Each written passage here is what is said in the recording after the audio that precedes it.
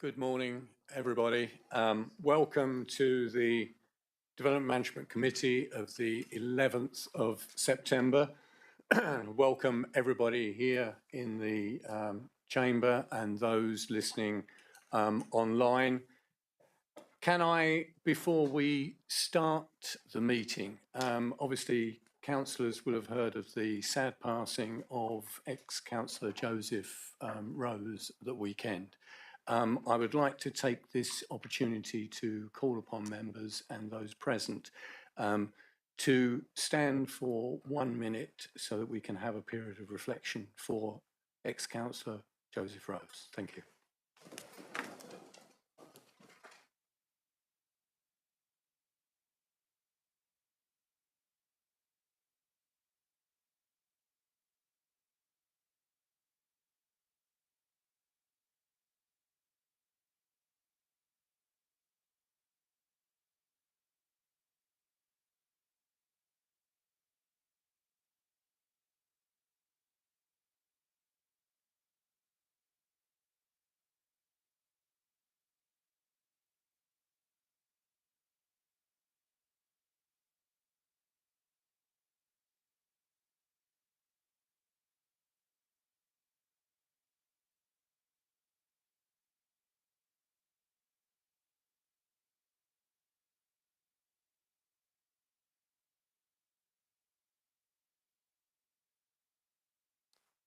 Thank you, members.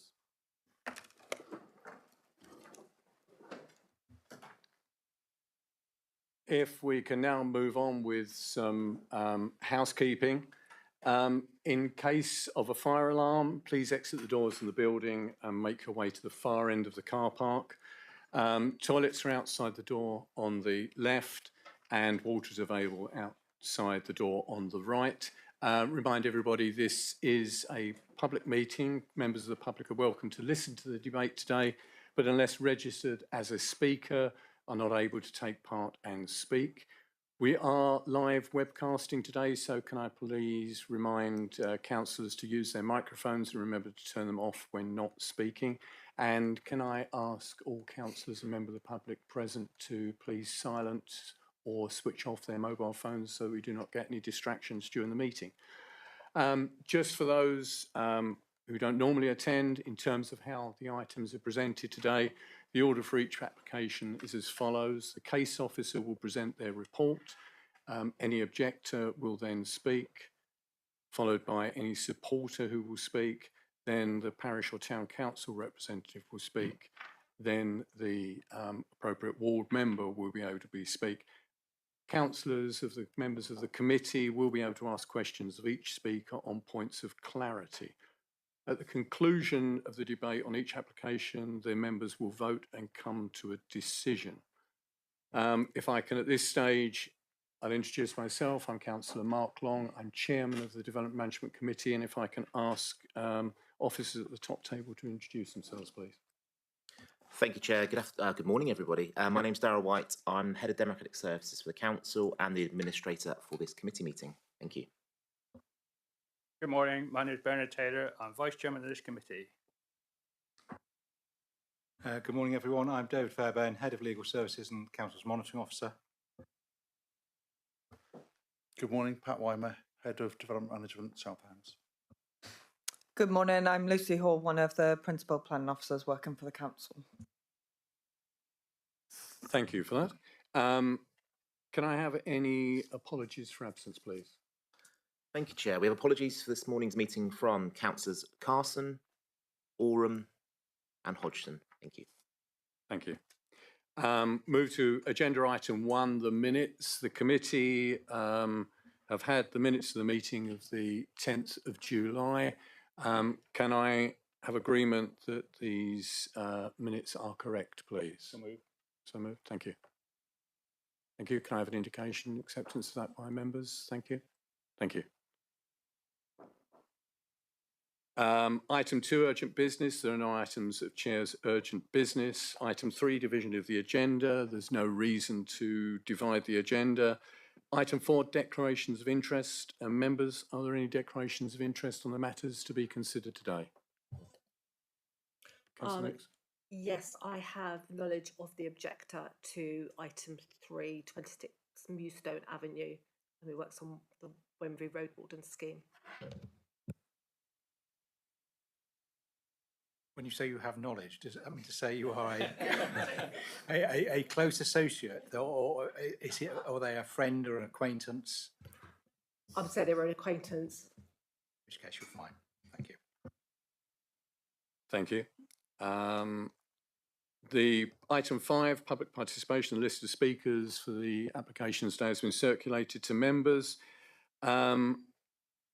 Mr. Fairbairn, can I ask you to do your standard approach on the committee's making of a decision, please? Thank you.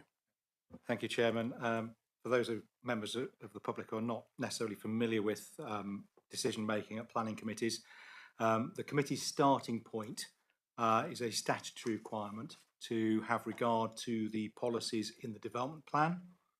In this case, the development plan is the joint local plan, and in individual cases, any made neighbourhood plan. The committee must also have regard to any other material planning considerations. Material planning considerations are those matters that are concerned with the use and development of land in the public interest. Anything that doesn't serve that purpose is irrelevant, and the committee will not take it into account. The committee's decision will be made in accordance with the development plan unless material considerations suggest otherwise. And so the committee will consider the proposed development, whether it complies with the development plan as a whole, and will weigh the competing policies or the policies in the development plan, or weigh the development against the competing policies in the development plan, using their planning judgment to assign weight and determine which should have priority. Thank you, Chairman. I think that's it. Thank you, Mr. Fairbairn. We'll now move on to agenda item 6, which are the planning applications. The first of the morning is case 340224 FUL, land at Kingsbridge. The case officer is Lucy Hall. The recommendation is conditional approval. Ms. Hall, if I can have your presentation, please. Thank you, Chair. Okay, so yeah, this application, it's a full application for the permanent retention of 2 containers to create a paddleboarding hub following a grant of a temporary 2-year consent. So I don't have any updates, but there were a couple of questions raised at the site visit, which I'll address throughout the presentation. Okay, so the application site is located to the southern end of the Squares Quay car park in Kingsbridge. You've got the skate park on the western side, and the council's leisure centre beyond. And there's a number of constraints which I've listed within the report and put on the slide here. And this is just the aerial view showing the site. You've got Waterbourne SUP that relates to the application site, and the containers site's roughly in this location here. So yeah, again, you can see the skate park and the leisure centre. There are public footpaths running the other side of the trees along the estuary, and there's public footpaths on the opposite side of the water as well. So we have an application for the retention of 2 containers which have been clad in timber. They're positioned roughly 4 metres apart and across, I think it's about 9 car parking spaces. One is used for the storage of paddle boards and other water-based equipment, and one is kind of used as the reception area, and there's also a couple of planters outside. So I've just got a series of photos to recap for those of you who were there on Monday at the site inspection, and for those of you who weren't as well. So this is just a series of photographs just taken from within and surrounding the site within the existing car park. Top left, this is just, you can view from the public footpath running alongside the car park. You can see the 2 containers, leisure centre and skate park in the background. and bottom left is just taken the other side within the car park. You can see there's a couple of planters outside as well. And top right is just taken from the steps just near the leisure centre. You can see the skate park and the containers. And similarly, just a little bit further north within the car park looking towards the site. So I've just got a couple of photographs taken from the opposite side of the estuary, just so you can see them within their context. So this is immediately opposite. There's a public footpath that runs alongside the estuary. And again, just as you go further up towards the entrance to the car park. So as I've said, the containers have been clad in timber to soften their appearance and painted. I understand from speaking with our assets department, who are the applicants, the current containers were last painted in January of this year. And again, just further up, looking down towards the site. Okay, so obviously you've got my reports. There's a number of key issues within it, and what I just wanted to focus on today. So I think first of all is the planning history. So the council granted planning consent in March 2023 for a 2-year period for the containers to be used in association with a paddleboarding business. The reason that the condition was imposed for a temporary 2-year period was to enable the local planning authority to monitor the impacts of the proposed change in use on the highways and pedestrian access and safety. And that's a direct quote from the reason for the condition.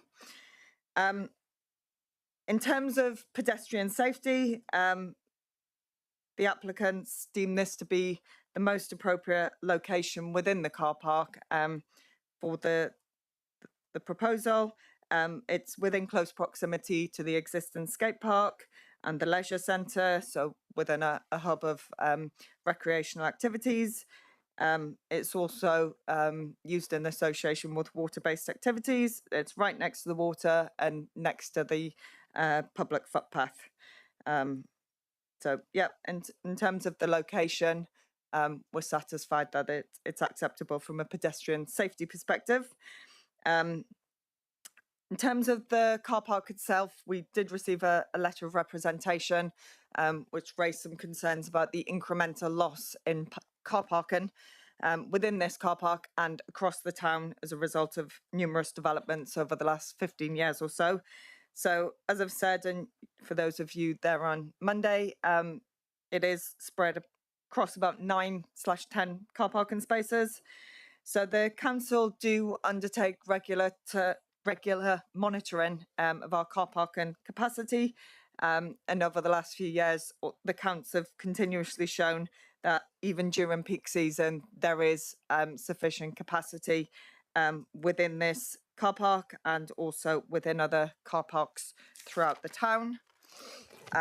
I've mentioned in the report, and I just wanted to mention it now as well, that it's also important to note that the site is actually part of a wider allocation, policy TTV10 within the joint local plan for redevelopment, and part of the requirements set out within the policy is for the retention of a car park, well, the quotes there, to support the town.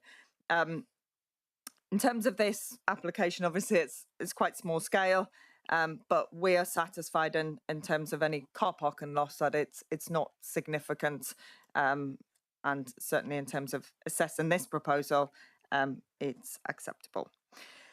So the next issue, and something I just want to spend a couple of minutes focusing on, as I've set out within obviously the reason for the condition was pedestrian highway safety, but we can only assess applications based on the information presented to us at the time. Within the intervening period, you've probably heard Amanda, our landscape officer, talking about it, but the legal duty afforded to the national landscape has been strengthened as a result of the Levelling Up and Regeneration Bill. So this requires relevant authorities, which includes the local planning authority. They're required to demonstrate how they've sought to further the purpose of conserving and enhancing the natural beauty of the area. That's something that we as the decision maker are required to have regard to and required to demonstrate how we've met that legal duty. So within the report, I've made reference to an appeal at the Crabshell Inn. So I've just included a map just so you can see where it is. And again, just shows the site here. So this is material. This decision was material to our assessment of this current application. So the application was for the retention of a shepherd's hut that had been placed within the car park of the Crabshell Inn. It was used to enhance the existing offer within the Crabshell and sell pizzas. The application was refused by the local planning authority on a number of counts, but none of which related to the impact on the national landscape. The LPA assessed that it was acceptable. However, the inspector dismissed the appeal, and one of the reasons the appeal was dismissed was because of its design, its location, and it wasn't felt to be meeting that test of conserving and enhancing the national landscape. And this is just a quote from the appeals, the decision, which I think is quite relevant in terms of its design. So obviously, you know, the context of the containers and the shepherd's hut are very different. You know, it's important to assess each application on its own individual merits. You know, in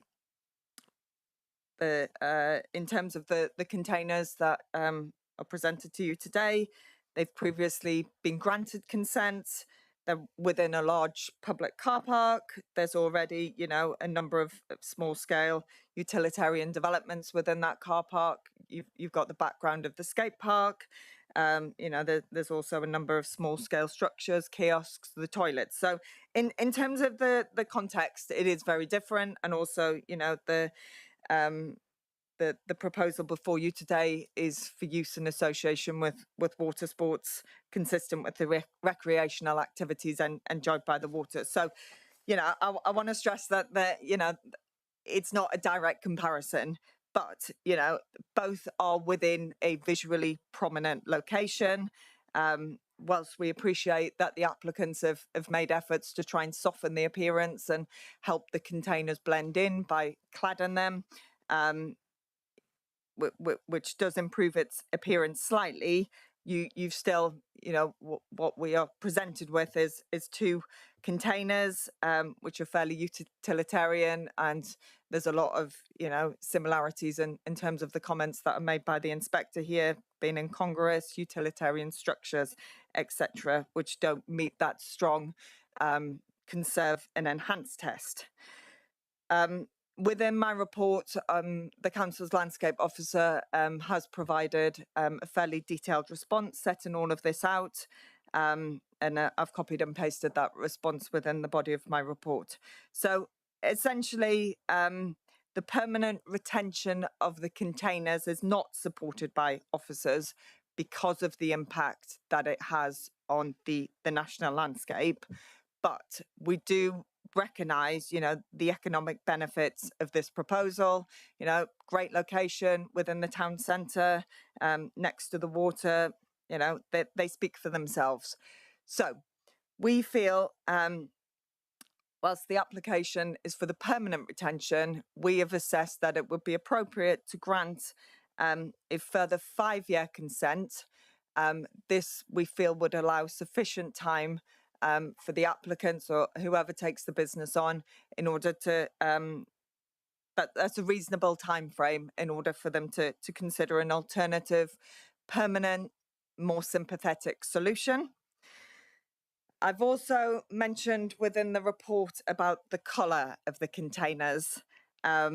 This is something for you to debate, members, but so in terms of the colour of the existing containers, we feel it's quite stark, and our preference would be to have something slightly more muted, something of a grey shade that kind of reflects more of the key walls. So we have agreed with the applicant this alternative colour, and I've just got a sample here. So on the basis of that, the application is recommended for approval. I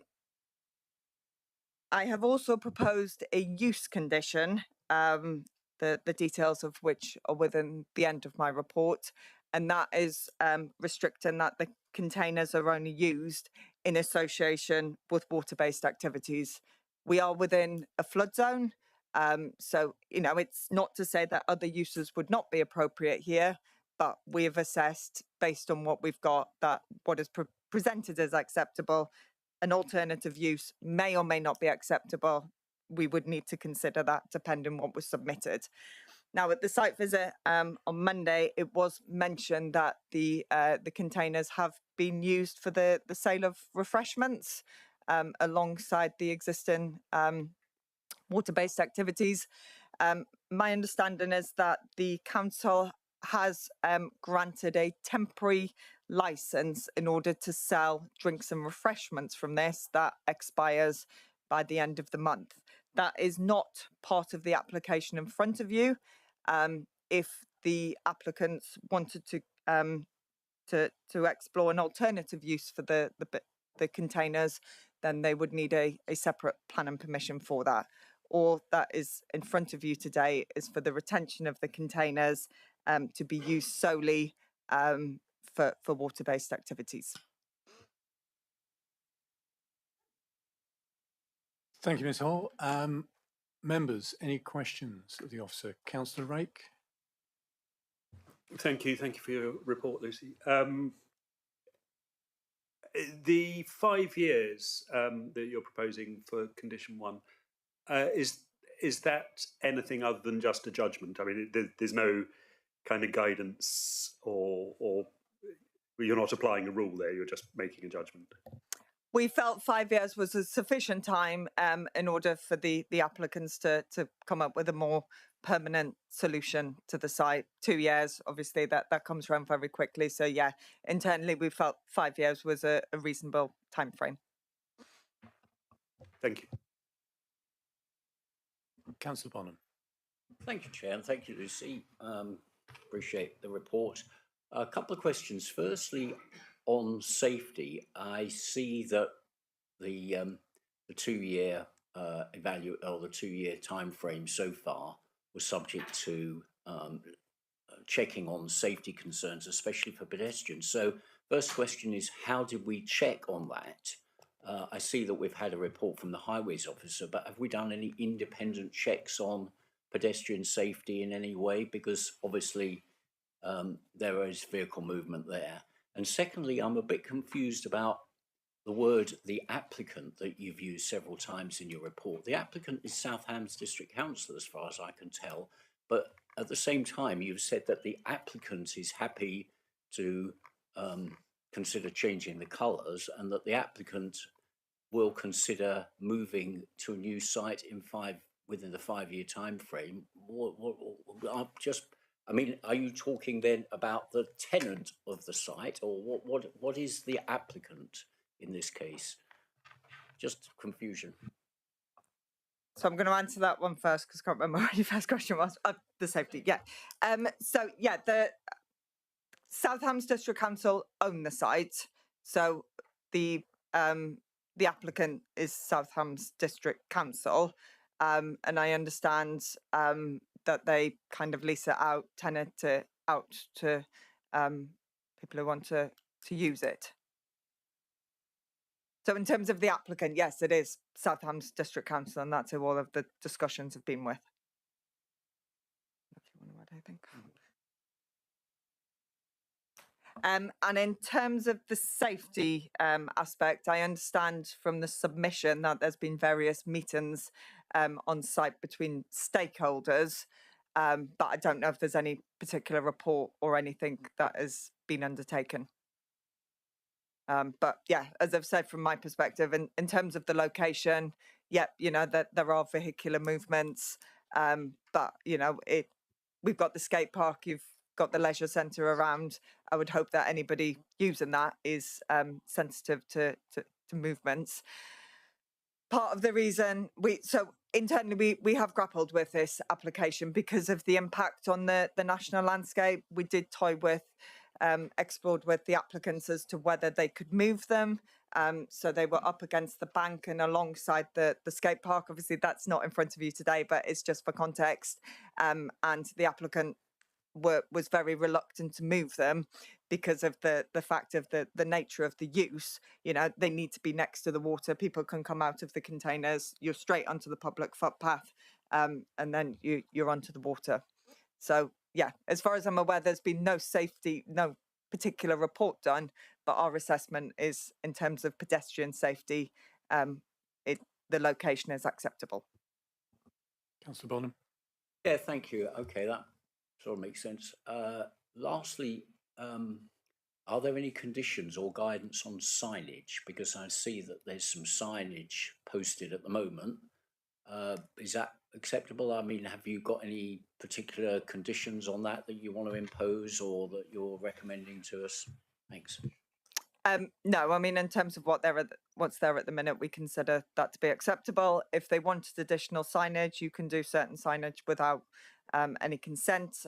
If they wanted additional signage, that's a separate regime. It's under the advert regulations rather than planning permission. Members, any further questions of the officer? If not, thank you. We now move on to speakers. We have a representative from Kingsbridge Town Council, Councillor Edmonds, if you'd like to come forward for you have 3 minutes. Any of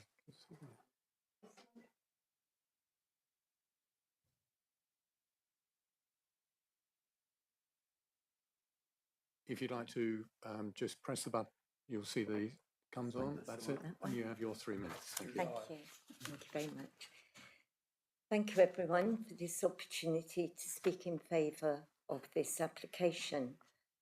As mentioned, the current location allows for safe access on and off the water without having to cross sections of the car park that would be in regular vehicle use.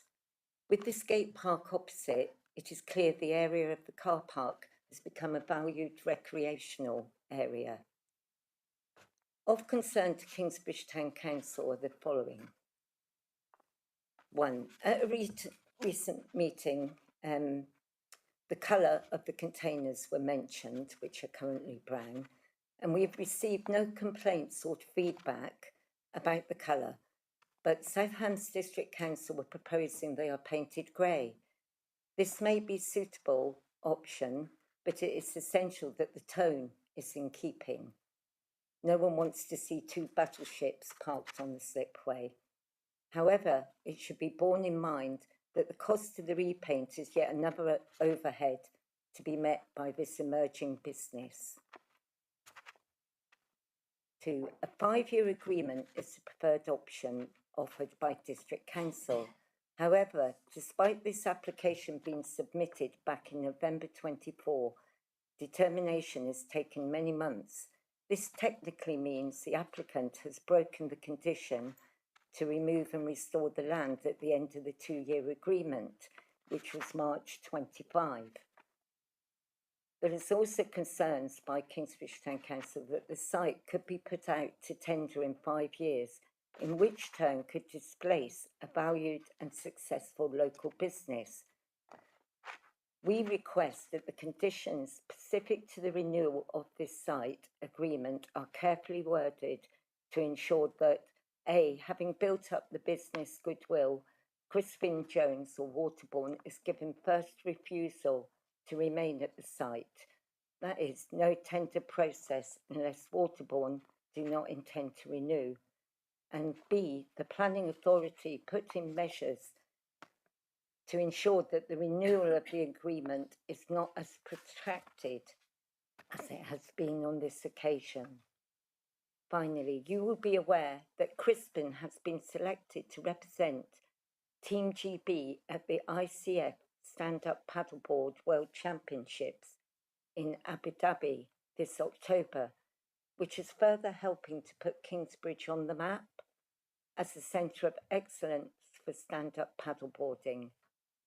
And we request that you support this application. Thank you. Thank you. Thank you, Councillor Edmonds. Members, any questions of Councillor Edmonds? Councillor Dommett. I have a question of the points raised, but it's more to officers rather than Councillor Edmonds. Now or later? I think if we take it now. Now. Who is paying for the repaint? As a planning authority, we don't know. That's a matter between the I suppose assets team and the tenant. It's just not information we've got, nor is it relevant to planning. Thank you. Councillor Powell. Yes, you saw the photograph of the grey that's proposed. Do you think that's acceptable? I think we felt strongly that we quite like the colour as it is, if we were told. It sort of blends in with the skate park. There's a lot of tiling that you can't see at the moment on the skate park wall, and it kind of blends in. I mean, maybe a more muted shade when you lose all the foliage. I kind of get that. Sorry, yeah, I wouldn't describe that grey at the top left as battleship grey. It's a more sympathetic grey, isn't it? Mm. Okay. It is a difficult one because, you know, beauty is in the eye of the beholder, and, you know, we could sit here all day and discuss that end of the thing. But it was just, we felt if it had to be changed, it really had to be carefully considered, especially as it's going on wood and, So. Thank you, Councillor Evans. Councillor Rake. Thank you, Chair. I think I wouldn't want this committee to create any misconceptions. We're talking about the containers and not the occupier here. And I think because if your comments about sort of not giving him first refusal, etc., is not a matter of planning at all. And I'm very aware that sometimes these things can enter the sort of folklore of things. So, I mean, I don't disagree. I'm sure it's an excellent business, and I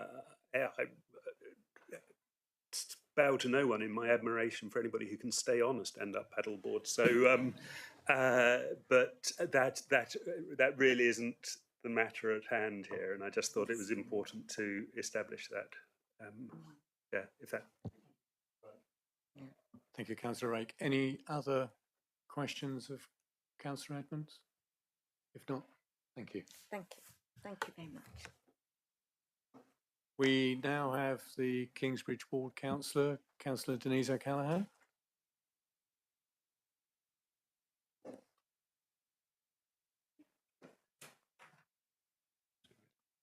Councillor, if you can, because you're speaking as a member of the public, so to speak, if you could go over there, thank you.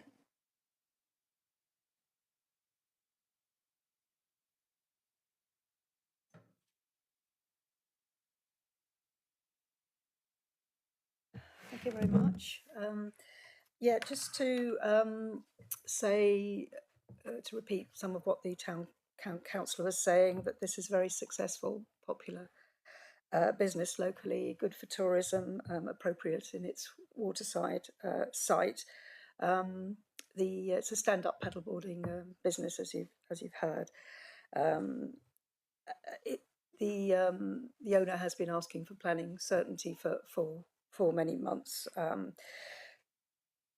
so he'll be pleased to have some reassurance, although it is somewhat confusing. I can see how it's happened, because it's talking about the permanent retention application for permanent retention of the containers at the top, but it actually isn't. It's temporary permission for 5 years. I can understand the landscape officer's comments in the context.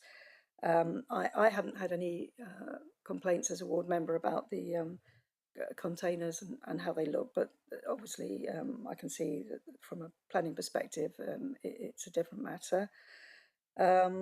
So we are where we are. With regards to safety, I haven't had any issues reported to me either about safety or otherwise in the car park. So really that's from a ward member's perspective. That's all I want to say. It's extremely popular business. It is slightly unfortunate that there isn't the reassurance that it is permanent, but it is reassuring that it will be another 5 years, and then there will be a need to search for a more permanent situation. I don't really know how that will pan out, but I accept that that's how it's that's how it's seen. So that's all I've got to say, really. That it's extremely popular. I wanted to tell people it's extremely popular locally, and I have had no issues. Quite the reverse. Lots of compliments.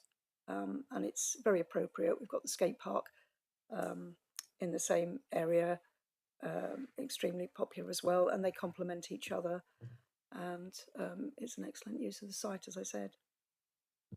Thank you, Councillor Callaghan. Any questions? Councillor Rake.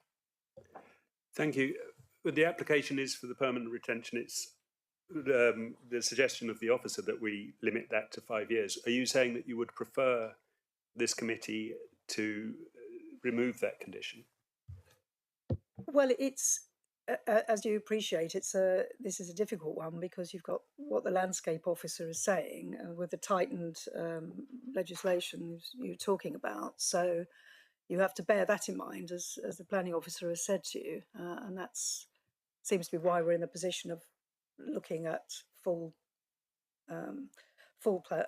planning permission, but then we're also not looking for full planning permission. So we seem to be somewhat hidebound by this, and I understand.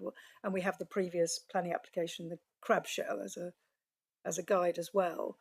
I mean, I think from the business's point of view, they would prefer certainly permanent certainty, and I can empathise with that, but as you've heard, you have the landscape officer's comments as well. So I'm very sympathetic to the business, of course, and it would be nice to have that sort of certainty.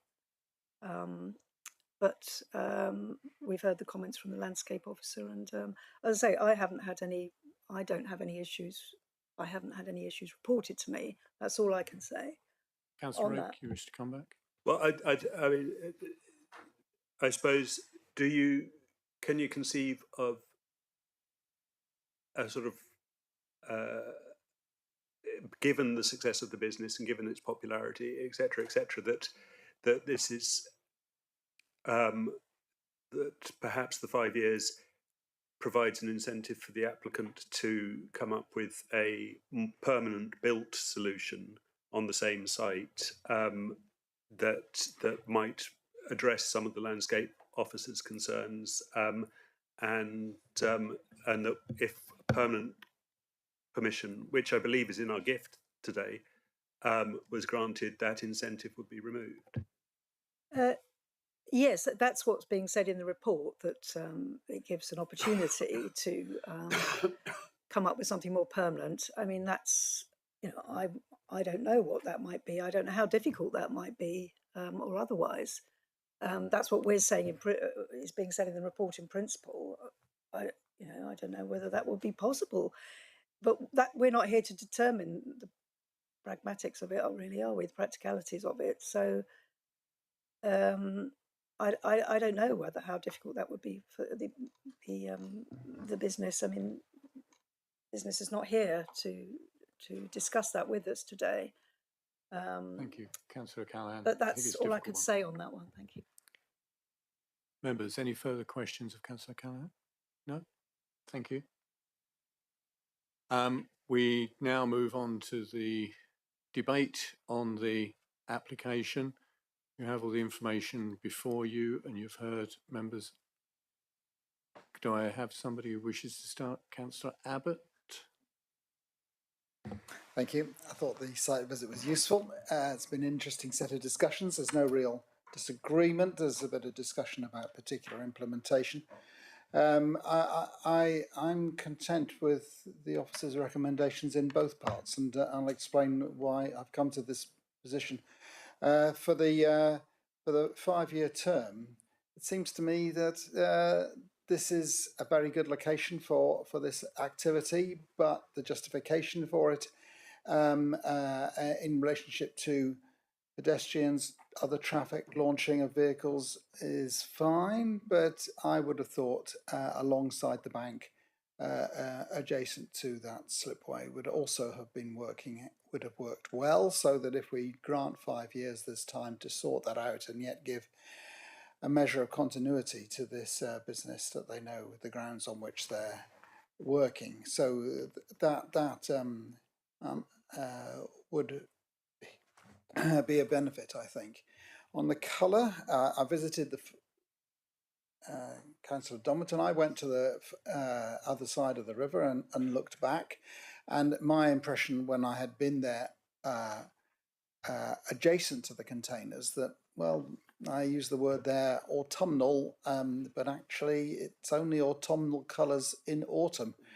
And the starkness of the brown was shown in the previous photograph and is evident here too. And it seems a bit presumptuous on my part to say that I agree with the landscape officer, because they know far more than I do, but it does look grey. That is the site. It's a grey site, and the skate park behind it is more of that grey. So while these containers are in these positions for these 5 years, which I'm arguing I would agree with this proposal, then they would be better, I think, in grey. So that's why I'm going with the whole motion. I wonder if we might turn a blind eye to the immediate application of the paint, and maybe after the winter weathering in the spring, when you might get some dry weather following 6 months of rain, that would be soon enough for the paint to be applied, and it would then he's only just painted it this last January, so it would give some sort of leeway there. So given all of that, and there being no objections, actually at this point, because I don't see there being a great discussion on other points, I recommend approval in line with the officer's recommendations. Thank you. I already had Councillor Rake signified before Councillor Abbott. Do you wish to? Does somebody want to second Councillor Abbott's? I'll second that. And then we can then we know what we're debating. Okay, thank you, Councillor Bannell. Sorry. Move to Councillor Rake. Thank you. I'm going to permit myself a nuanced disagreement with Councillor Abbott. I think the bones of this application are absolutely fine. So we have common ground there. In fact, I'd go so far as to say I think that, especially as we're the applicant, we have enough evidence of this being a viable business to look slightly more actively towards a permanent solution in consultation with the current occupant, or as an assets owner in our own right as South Hams District Council. And to that extent, I'm slightly concerned that the 5 years term is too long if we're going to have a term, particularly as the temporary nature of these buildings and of the cladding over 5 years, it's going to get dinged about in one way or another. Weather will have its effect. It is a sort of relatively high trafficked area. Who knows, it might be graffitied. I know Kingsbridge is a place where such things you know, are rare, but comparatively rare. But they could be subject to all sorts of degradation, and I think that actually might count against a long-term solution, which I would entirely welcome, by making it look shabby and affecting its reputation. Not its reputation, its image. So to that extent, I'm not even that concerned about the colour, but if I have no problem with either colour. So, but I am a little worried about the length, the 5-year length, and I think that as the applicant, Southampton Council could do more to move on to a more permanent solution faster. Thank you, Councillor Rake. Just to say that we're sitting here as the local planning authority, not as the sort of council per se and the assets. So there's a different section of the council dealing with that aspect of it. Fully understood, Chair. But I'm saying that as a local planning authority, I think we should seriously consider limiting the length of time that we grant this application, this permission for the reasons I stated. Thank you, Councillor Rake. Councillor Bonham, and then after you, Councillor Bonham, I'll bring in Mr. Weimer for some comments. Thank you, Chair. Yes, I firstly want to give credit to the current tenant and the Town Council for setting up this business and the site in the first place, because it does bring a lot of value and a lot of fun to residents and visitors of Kingsbridge, because it's an ideal spot for paddleboarding, and I think the business owner has done a very, very good job encouraging that and using the site very safely. And credit to him for being in the team for International Paddleboarding Championship. So wish him good luck. And also credit to him for making the site pretty attractive, because this is two quite boring containers which have been cladded quite tastefully, and I think actually do look reasonably good in the site. So overall, I think the officers have done a good job in balancing the economic benefit and the tourism benefit against some of the doubts around the protection of the national landscape and so on. And I support the recommendation really of the officers, with some questions. One is regarding the colour. This picture that we see at the moment actually shows the two buildings, but we've also got two benches in the foreground. What colour are they? A rather ugly and hideous brown. I don't see that the town or the district council are going to start repainting its own benches. I really think we're sort of being a bit picky in a sense in asking for the colour change, but I'm prepared to accept it. I would ask maybe that we give a longer period. So I think 1 year is better than, I think 3 months or something like that is in the recommendation. I think we should give a longer period.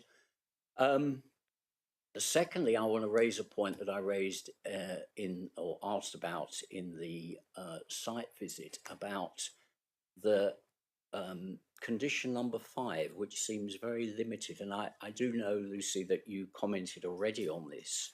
And I'm just wondering, since the site is being used to sell refreshments at the moment, whether we are open to modifying the wording of condition 5 to make it slightly less strict and allow for the provision of refreshments more easily going forward. So I'm asking for, or supporting the proposal, but asking for 2 changes, one in condition 3 about the time and one in condition 5.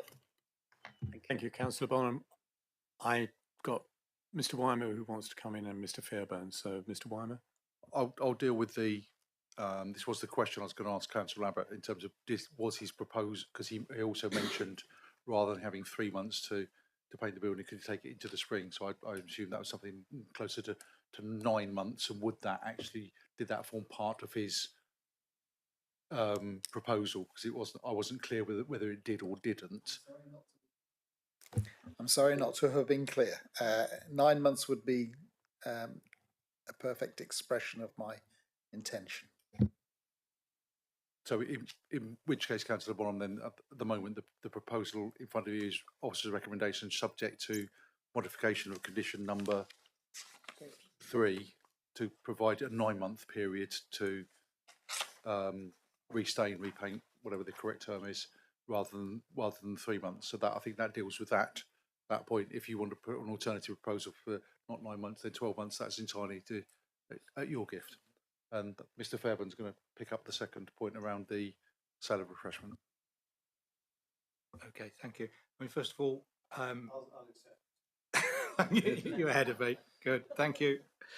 Right, in terms of condition 5, this is an application that is for a water sports hub. Nothing more, nothing less. That's what it's for. There's no indication that food or hot drinks would be sold from this venue. That is a separate, it's a different use. If it's anything other than ancillary, then it requires planning permission.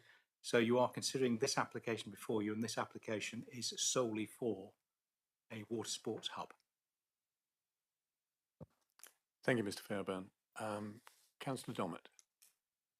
Just to muddy that comment, having previously worked for surf schools and other water-based activities, we would be selling drinks and snacks because it is often needed that people will have energy drops when they're doing these sorts of things. So where does that land in your declaration?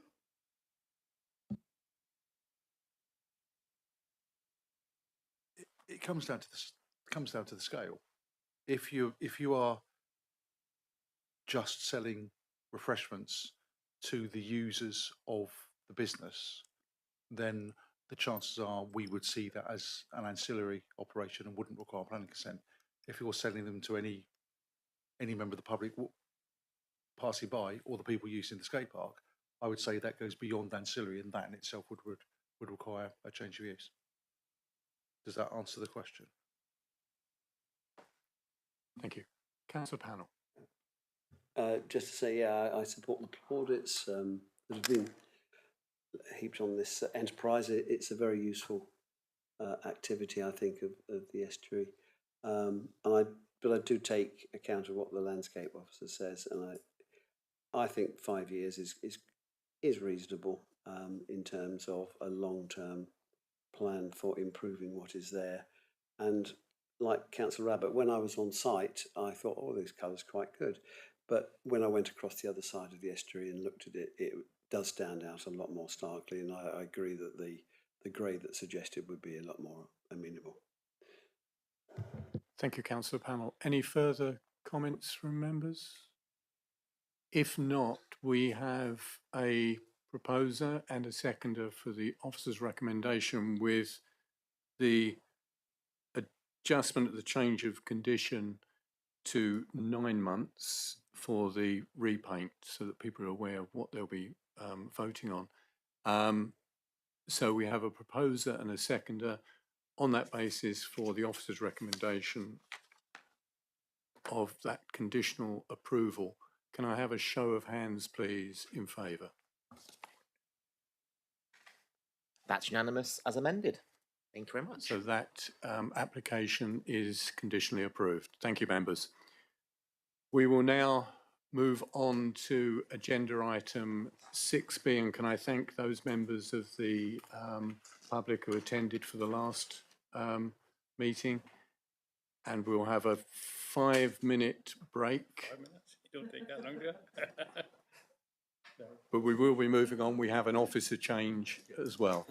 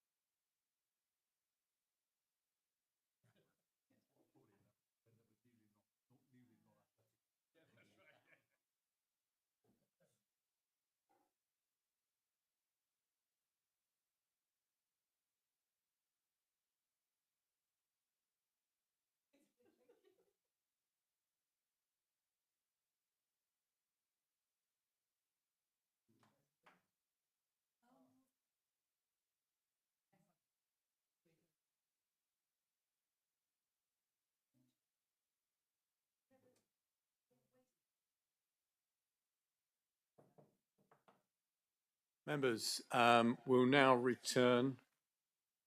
I think I can hear some feedback. No, sorted. Mr. Weimer would just like to raise a point about the agenda. I need to make an apology to members. In Amy's report for this application, we reference a appeal decision that effectively indicated that we shouldn't be imposing restrictions how we were before.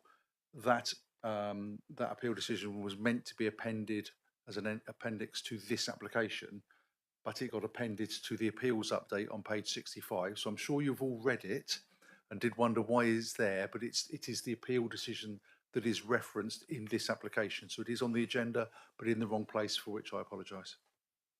Thank you, Mr. Weimer. Right, we will now move on to agenda item 6B, 125825 VPO, the Laurels Morley. Case officer is Amy Sanders, and the recommendation is section 106 to be discharged in full. Ms. Sanders, your report, please. Thank you. Yeah, thank you. Good morning, councillors. So this is the item 125825 VPO at site address The Laurels.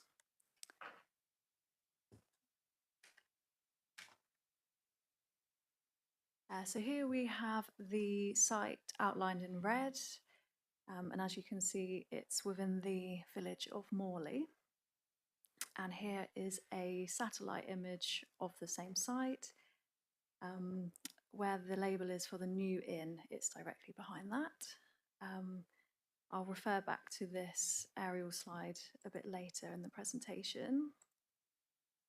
So just as a quick overview of the planning history, there was a dwelling approved, which was a detached 3-bed dwelling. There was a Section 106 agreement that was placed on the dwelling.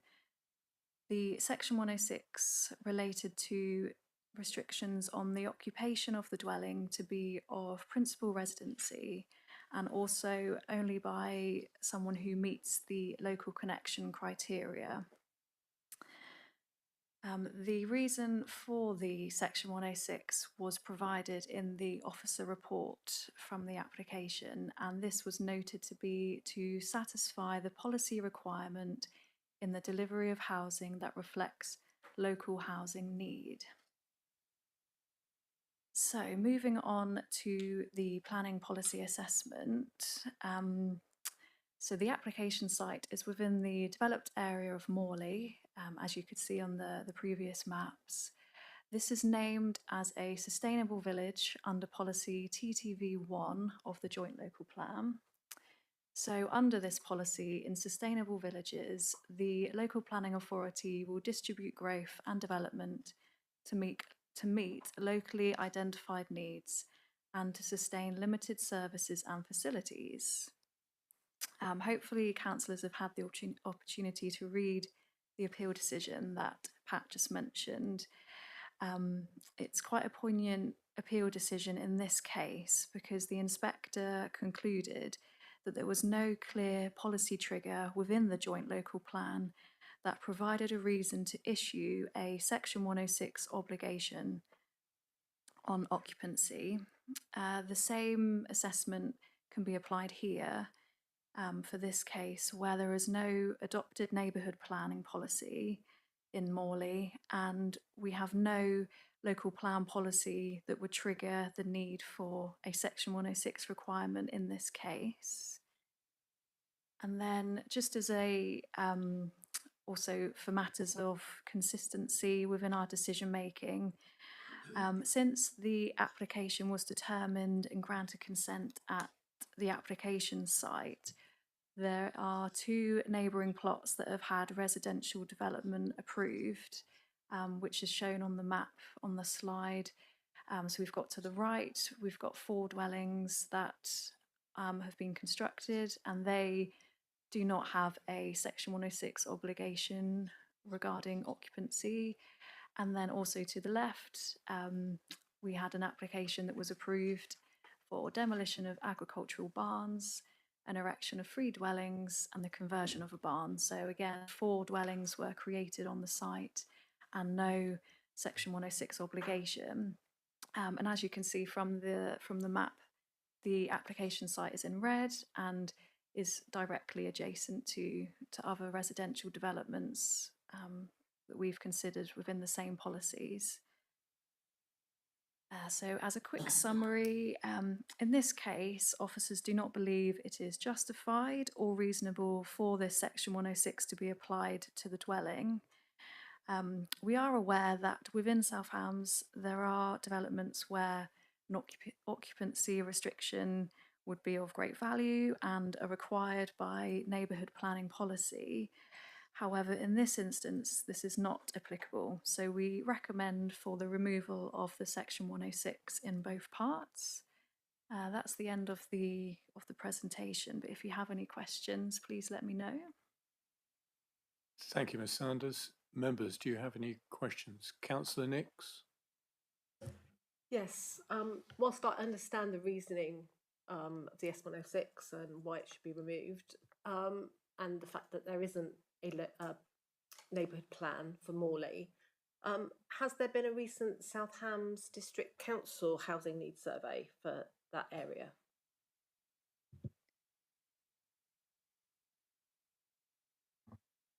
I honestly don't know.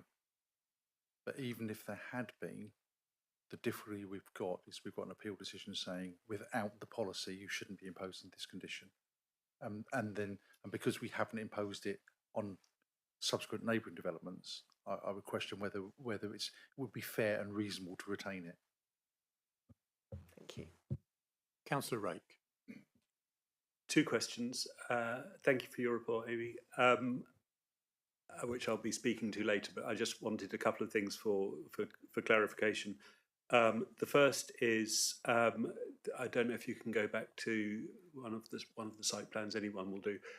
Oh, we've skipped past. Am I right in thinking that whereas when this permission was granted, the access to this dwelling was through the pub car park, but it now has benefited from neighbouring development to get a separate access? So I'm not actually able to comment on that, as I wasn't the officer who worked on the previous permission. I do know that the original permission that we granted was for the access would go through the pub, the new inn. Thank you. So, I mean, my understanding is that it is accessible from the road serving neighbour development, but the recent neighbouring development. And I suppose the other question's a more general one, and perhaps more for Pat than for yourself. But does the appeal ruling mean, are we sort of making a systematic review of cases where similar agreements have been reached across the district that might be affected by this appeal judgment?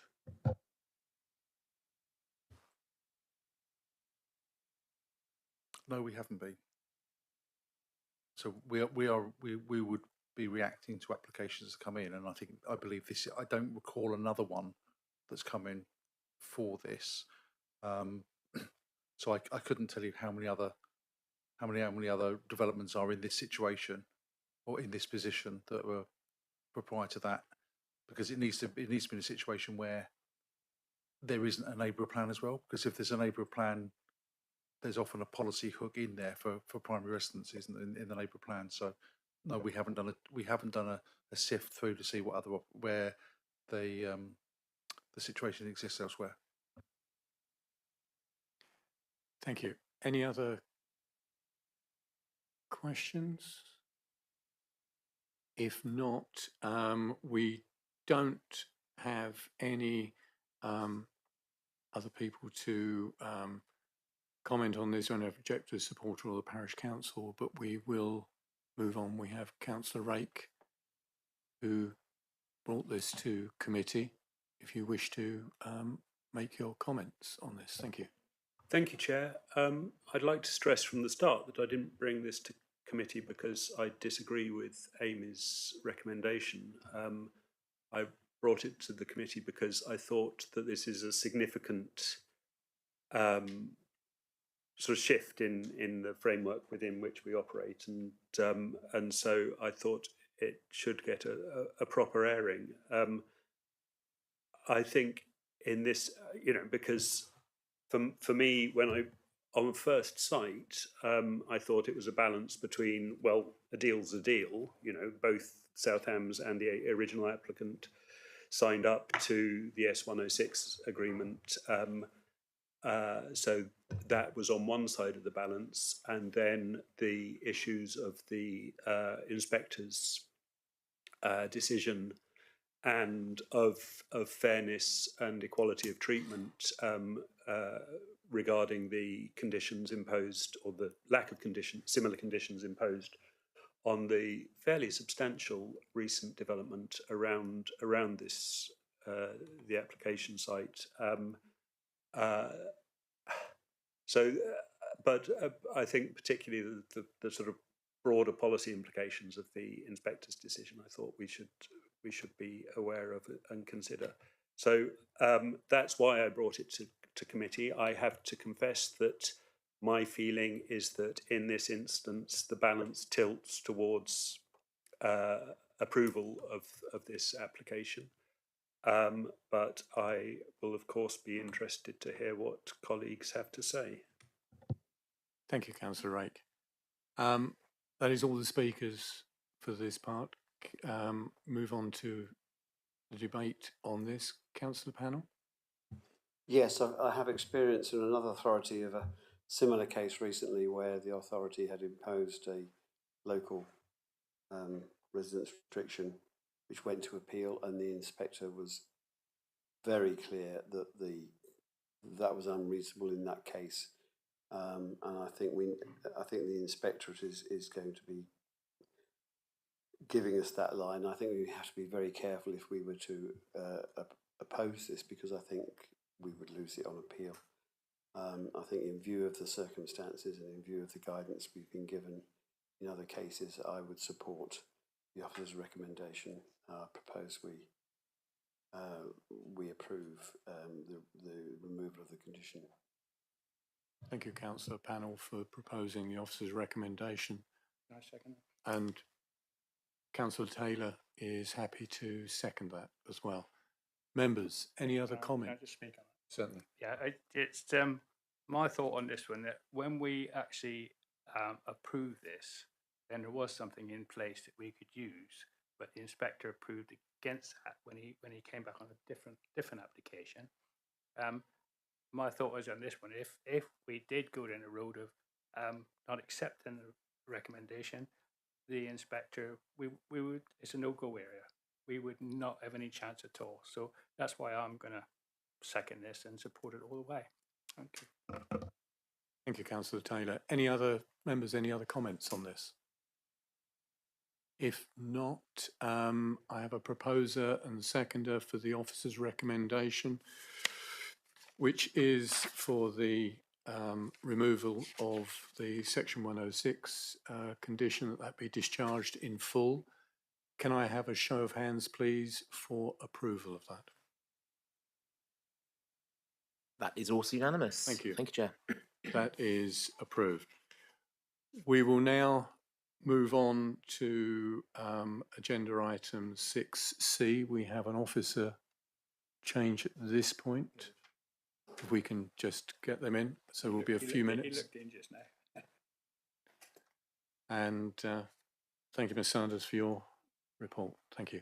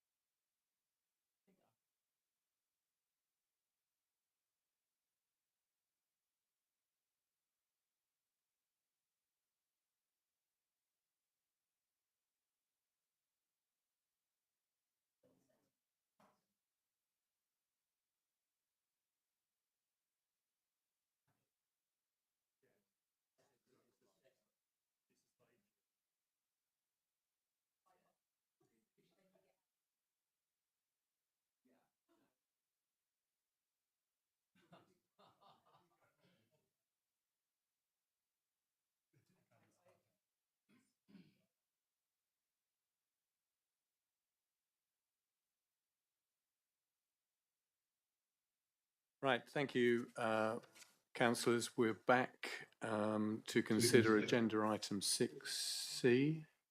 And we've got some feedback somewhere. Right, thank you. Agenda item 6C, which is 380424 HHO, 26 Mewstone Avenue, Wembury.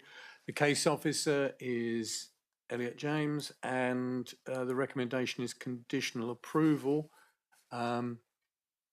Mr. James, could we have your presentation, please? Thank you. Okay, hello everyone. So the application is in the built form of Wembury, right towards the middle on Mewstone Avenue. It is situated in a row of similar sized detached dwellings, many of which have already undergone extensions of different designs and sizes, but the general built form is detached properties in a long row along a straight road that follows the sort of a gentle slope downwards. There's the satellite view. So as existing, this is the property. So as you can see, it's fairly sort of standard in design with a typical dual pitched roof and a small side garage, which is approximately 2.7 meters in width. The proposal seeks to install a first floor extension above that garage, no wider than it as existing, but to go above it and slightly longer to the rear. So as you can see, the garage doesn't quite extend to the back of the property, and there's an existing single-storey rear extension on the back as well. And the proposed is as so. So the extension features a hipped gable roof as opposed to a full gable. This is a resubmission and a revised scheme. The original scheme had a full gable. As you can see, this one is now hipped. As shown on the floor plans, it measures approximately 2.7 meters in width by 8.2 meters in length. It will create additional space in the third bedroom, as opposed to creating any new bedrooms. It is just enlarging the third bedroom to create a 3 double bedroom property as opposed to a 2 double bedroom, 1 small single bedroomed house. As also shown on this drawing, as a result of the extension, the existing floor plan will see 2 windows omitted, which currently look across directly at the neighbour's house within the side wall. One of those windows is obscure glazed, but the one towards the front on bedroom 3 is a standard bedroom window that looks directly at the neighbour's property. The extension will result in these being omitted and a blank elevation created instead, reducing any current overlooking. As the images show, the application site is the one on the left-hand side of the 2 images, the sort of grey-blue coloured one with the red brick facade as well, and the neighbour's property, number 28, is next door. The extension is going over the top of the garage, as seen in the centre of the image. The primary issue relates to the impact on the windows in the side of the neighbour's dwelling, and whether this impact is acceptable or worsens the existing relationship. As you can see, as existing, the side-facing windows directly look at each other. The 2 properties face each other in that respect. This image sort of labels what the windows are. So the existing windows to be omitted are the 2 further back in that image of 26 Mewstone Avenue, the application property, and the windows of the neighbour's property, number 28, are a bedroom window at first floor, an obscure glazed window at first floor, and a side-facing kitchen window at ground floor. The side-facing kitchen window is a secondary window as there is an additional opening to the rear. However, the bedroom window is the only window to that bedroom. This picture highlights the view from the neighbour's property, 28 Mewstone Avenue. As you can see, it looks directly at the application dwelling. The relationship is notably substandard in terms of the separation distance between the 2 properties as existing is around, bear with me, around 5.6 metres. The extension will be brought 2.7 metres closer than this. Supplementary planning document guidance states the separation distance between habitable rooms should be 12 metres, so clearly the existing relationship is substantially below what would be expected.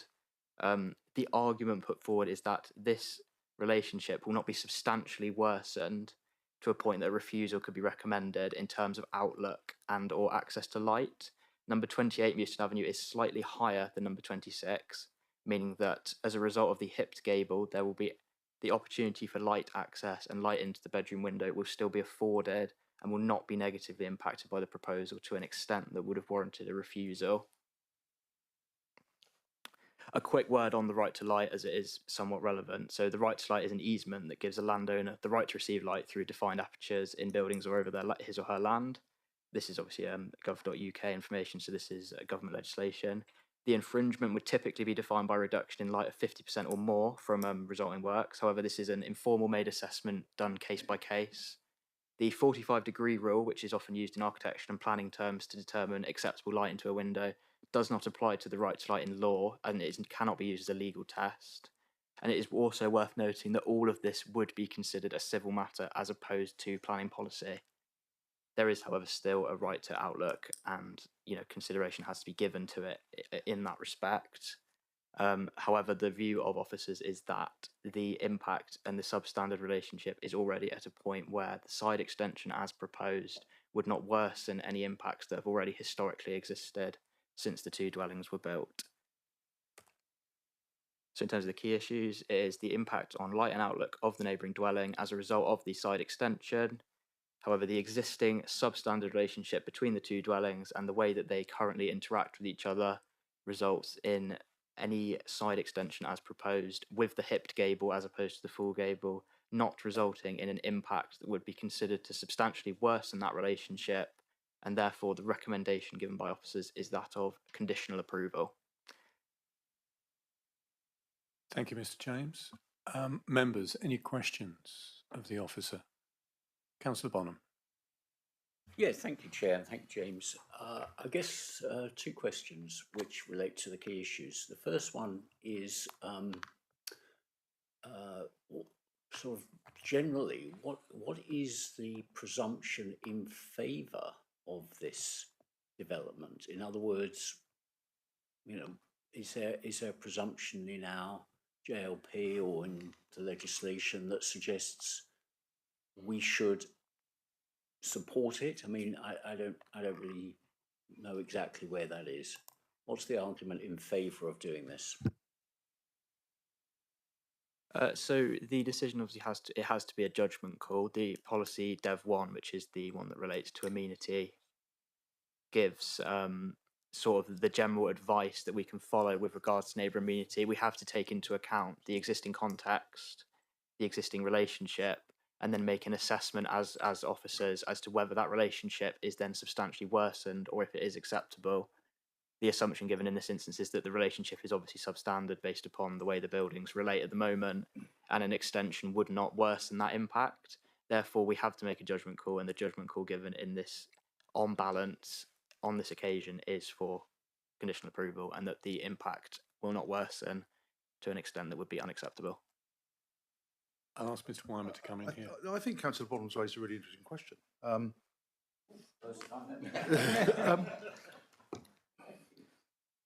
I absolutely agree with what Elliot's just said. I mean, there are some scenarios where, so in the situation where you don't have a 5-year housing land supply, there is a presumption in favour of, well, in the NPPF, there is a presumption in favour of sustainable development. So that would be the starting point.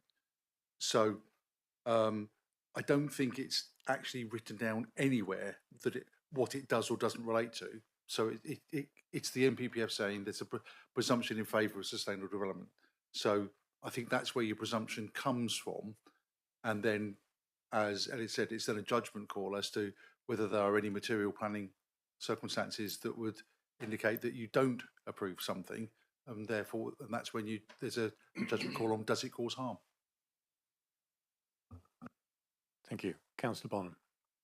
Yeah, thank you, Chair. Well, my second question then relates to the judgment call regarding Dev 1, and I think the first clause in Dev 1, ensuring that new development provides satisfactory daylight, sunlight, outlook, privacy and protection from noise.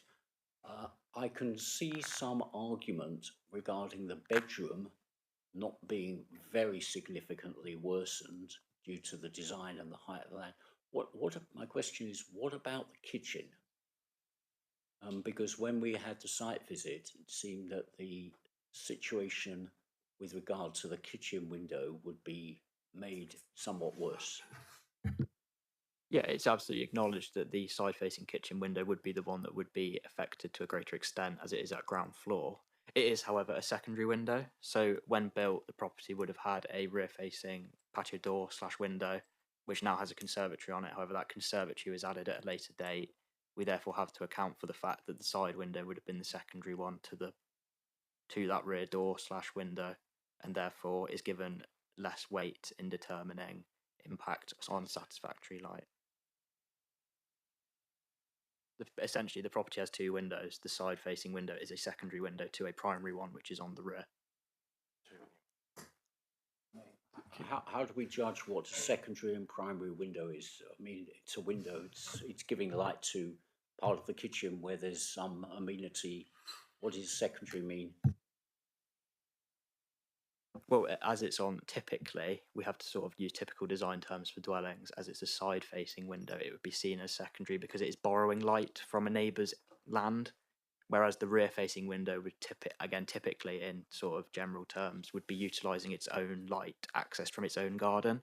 We therefore there has to be an assessment of the fact that a side-facing window is already taking light or benefiting from light due to its neighbour relationship, whereas a primary window would be utilising light from its own garden or frontage, depending on what is affected.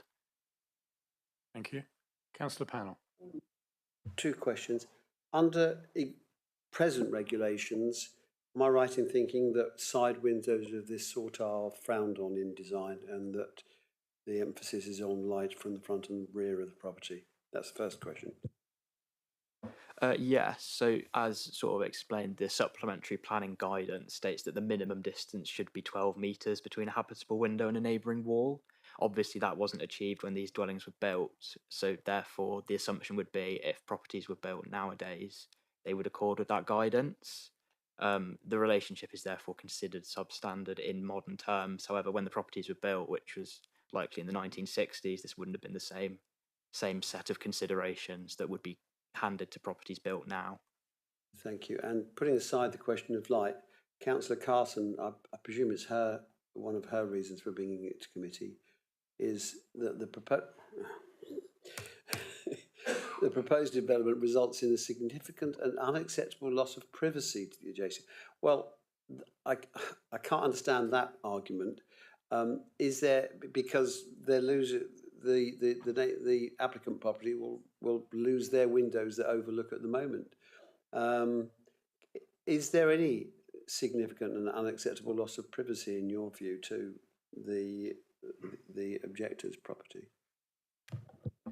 No, the general view taken is that the omission of the existing side-facing window to bedroom 3 of 26 Mewstone would actually improve the level of privacy afforded.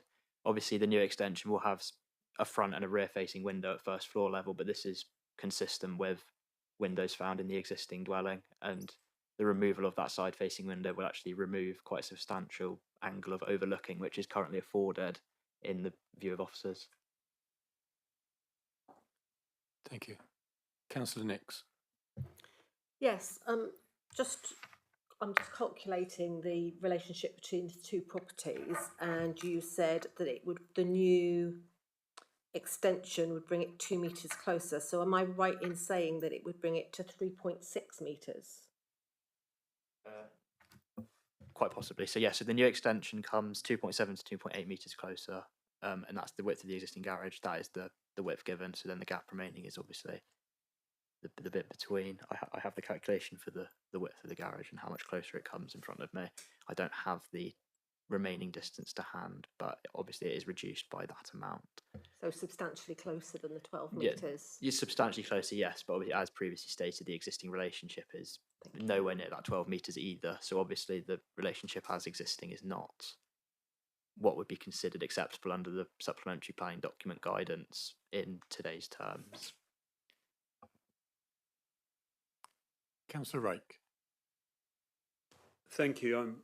I suspect, like others on the committee, struggling with this judgment call thing. To make sure that I understand fully how the judgment was reached.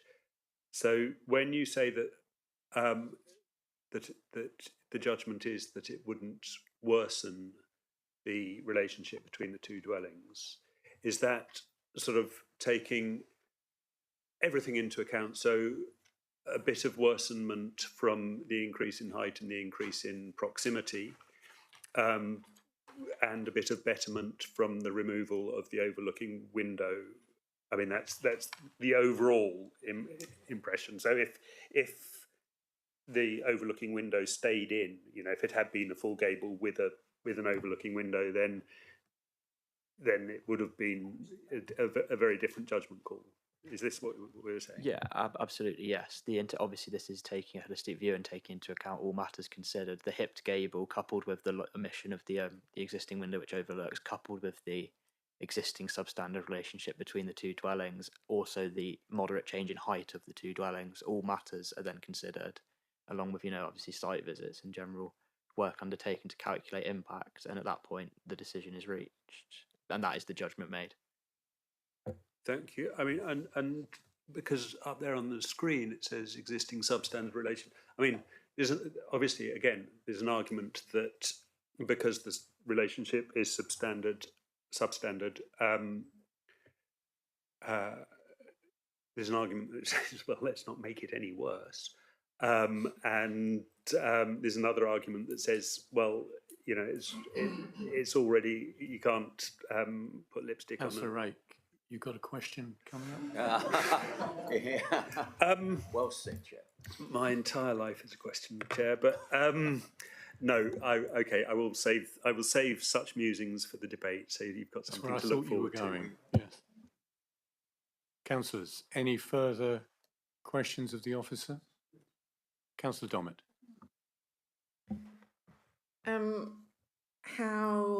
What are the ramifications of neighbouring houses having already had these extensions and being within those distances that we're talking about now? As in, sort of, is there a precedent set by previous development? Is that, or? Yeah, I guess that. And then if this was to go to appeal, if we refused it, could the appeal board say, well, other people have already done it? I'm just asking for context and you to tell me all of the rules of how I can't include that in my thought. Mr. Wyman? There's, as you've heard me say on numerous occasions, there isn't such a thing as precedent, but the authorities should be consistent in decisions. Now, I don't believe that there are a number of extensions within the area, but they all seem to be slightly different, and the relationships all seem to be slightly different. So I don't think there's any extension. I certainly didn't see an extension on site on Monday that you could point to. Well, actually, that's exactly the same. The council's approved this, therefore we should approve that, because they're all slightly different. The relationships are all slightly different. Some of the properties have side windows, some don't have side windows. So I don't think there's a precedent there to say, yes, this has to be approved. Each application, as you know, is considered on its own merits. The officers assess this and considered it's acceptable. Members could come to a different decision. If after the debate members took the view that it was unacceptable, then at that point it will be down to me to give advice on the defendability or otherwise of any reasons for refusal that you came up with. But until those reasons are in front of me, I'm not going to be able to say whether I think that's whether the council's got a defendable case or not, because it depends on what it is your concerns are. Thank you, Mr. Weimer. Any further questions? If not, we'll move on to the speakers. And the first speaker is an objector, Melanie Fursland. If you'd like to come forward for your 3 minutes.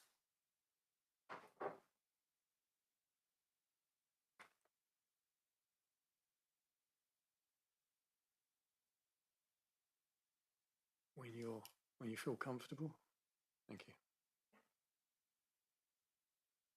If you could use your speaker, please. Thank you. That's it. Okay, I got it. No, Okay. you've got to press it. Need to take my glasses off so I can read it. It's not on yet. Okay. Can Firstly- you, oh, can so- you also give an indication, just say this, because you've got slides that you wish to be shown, if you can just indicate when you want those slides to be shown. Just say next slide, then we'll move it on. Oh, okay. You can just like move the slides on willy-nilly, to be honest. Okay, fine. Yeah. Thank you. That's fine.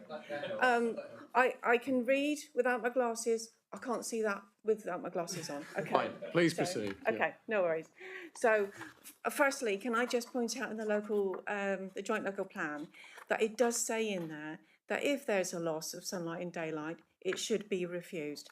But that's an aside. I'll read from my text now. We're here to tell you about the truth of this application. Walls half a metre closer at 2.44 metres, not the 2.8 to 2.9 metres stated in the report. Gutters capping off the gap that allows light into our downstairs rooms at 2.16 metres, that's not mentioned. Saying outlook is unchanged, but halving the distance to a blank wall, so clearly it will be changed. Comments that the doorway into the kitchen from the conservatory provide light. The kitchen diner is single aspect, and my light readings taken on Sunday prove this to be ineffective. Huge changes in the sun elevation angles, reducing the available sunlight to just a few hours each day and less than 6 months of the year. Leaving our £20,000 sunroom without sun is like having a car without wheels. It's rendered useless. All of the above significantly remove and reduce the quality, intensity and availability of the natural amenity of daylight and sunlight, which provides warmth and light to the affected rooms.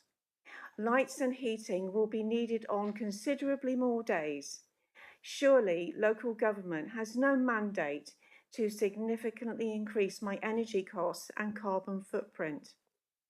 You admit that there will be loss of light, but you have no data, just an opinion. The decision being made is, in your words, already finely balanced, and it will greatly affect us and change our lives for the next 30 years, and is based on errors, omissions, and misleading conclusions. I'm not against new developments, but not one that takes my daylight and sunlight and costs me money. That's not okay. The report looks very suck it and see, with me paying the price if your opinion is wrong and any conclusion proves erroneous after construction. Ask the applicant to provide a full light impact assessment or look for mitigations like his neighbours down the road had to. This decision is final, so let's base it on fact, not fiction. And committee members, if you have absolute confidence that this extension won't affect us, then approve it. But as a council, be prepared to put your hand in your pocket if your planning department is wrong, because they're handing the responsibility to you. That's it. Thank you, Ms. Thurston. Appreciate that. Thank you. Members, any questions of Ms. Thurston? Councillor Rake. Sorry, can you clarify? I mean, I know you sort of covered it, but just you levelled some fairly strong terms at our planning officers, and I just errors and omissions. Can you just run us through those again? Yep, lovely. So in the planning report, it says that the gap between the houses is between 2.8 and 2.9 metres. It's not. It's 2.44 metres. I don't know where the 2.8 to 2.9 metre measurement came from, but we've measured it with a tape measure and it's definitely 2.44 metres. And so, yeah, some of the facts are not right. it's annoying because when we first wrote our letter of objection back in January, we put in there that it was 2.4 and 4 metres. And so it's not like they haven't had the information for a long time. Thank you. Members, any further questions of Ms. Fursland? If not, thank you very much. Thank you.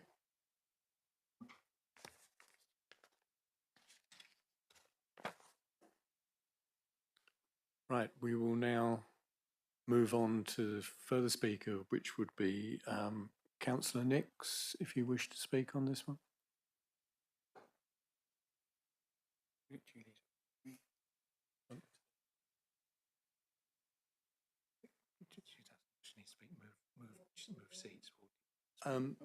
So apologies. I think you can stay there as a member. Thank you. Thank you very much, Mr. Chairman. I have a few musings on this one from both sides, really. I absolutely understand the need for extension and sustainable development that the applicant has put in, and that they've revised the plan so that they're not overlooked with the windows.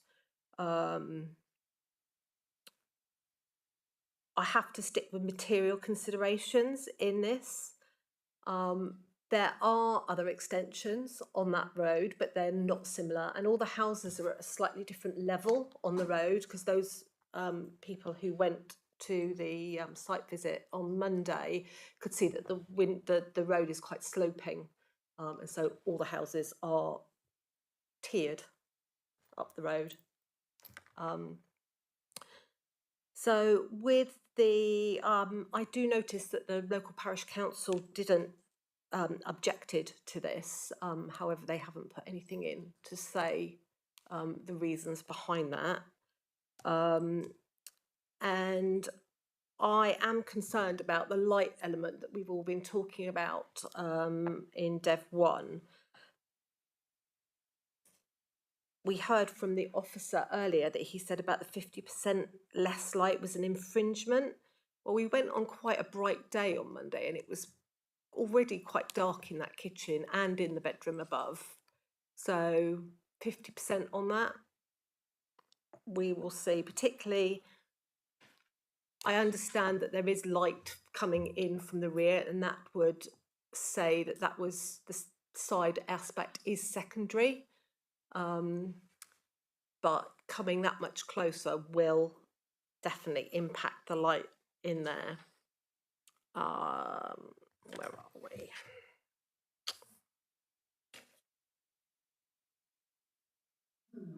The officer admits his recommendation is finely balanced. I absolutely understand that, and I can see it from both sides. However, if something is bad already, I think mine was substandard in the eyes of the report. Why are we making it worse? I think one of my colleagues has already said that. And does it cause harm? I mean, that's a question for the rest of the committee to look into, really. I've covered Dev 1. Councillor Nix, you're starting to stray out of the area and making sort of comments. So I think you're speaking as ward member. So you've got to balance it as being a member of this committee as well. Yeah. So I think we have to look today at the material aspects of this appeal, and that we can sit from both sides. I noticed that there were a couple of objections from the residents, so obviously those have got to be taken into effect as well. I think that's all I want to say on that. Thank you. Thank you. Members, any questions of Councillor Nix as ward member? One of the ward members? No? If not, that concludes the speakers in this application. We'll move on to debate the application. Any speakers to come in on this? Councillor Allen. Thank you, Chair. I too am uncomfortable with the idea or the suggestion that because something is substandard already, that it can therefore, there's somehow less of an impact if it is made worse. I understand it's a balance between the improved privacy and the loss of light, but I still think as an idea, it's not one that sits comfortably. I think we should be looking to improve things rather than to allow them to subjectively be made worse. So that's where I'm sitting at the moment. Thank you. Councillor Barnum. Thank you, Chair. Yeah, I have to say, I do feel quite conflicted on this, and I'm very sympathetic to the views of the neighbour, as we've heard. I'm also concerned about the views of the proposer, and you know, we should be looking at the principle of supporting sustainable development clearly, but you know, the word sustainable is a bit ambiguous in this case, because I think it needs to support sustainable communities where everyone's right is respected. And if I look at Dev 1, you know, it's, as I've already mentioned, we need to ensure satisfactory daylight and sunlight. Having visited the neighbour's house, I am concerned about the impact of sunlight, or of the proposal on the kitchen especially, and I hear that it's a sort of secondary window, but that doesn't mean that it's not used, and it doesn't mean that it's not some amenity that the neighbour has that I think would be negatively affected. So I'm not sure exactly where I come down on this. I'm sort of worrying a little bit about whether the recommendation is correct. I take the point that it's finely balanced, and I'm more feeling that we should question the proposal at the moment, but I haven't decided finally. Thank you. Councillor Abbott. Thank you. So when I look at this street with this particular design of housing and then so many extensions on it and in their variety of designs, I just think you'd almost expect this to have happened, and it didn't happen before and now it's come up. But it's not really out of keeping with the area and the way it's been secondarily developed. So the conflict of having a facility on the side of your house, windows, and then there being a change to them is a difficult one to take the change, but you can see this happening up and down the street anyway. There will still be ambient light going into these windows, and there will be a gain in the gain in privacy.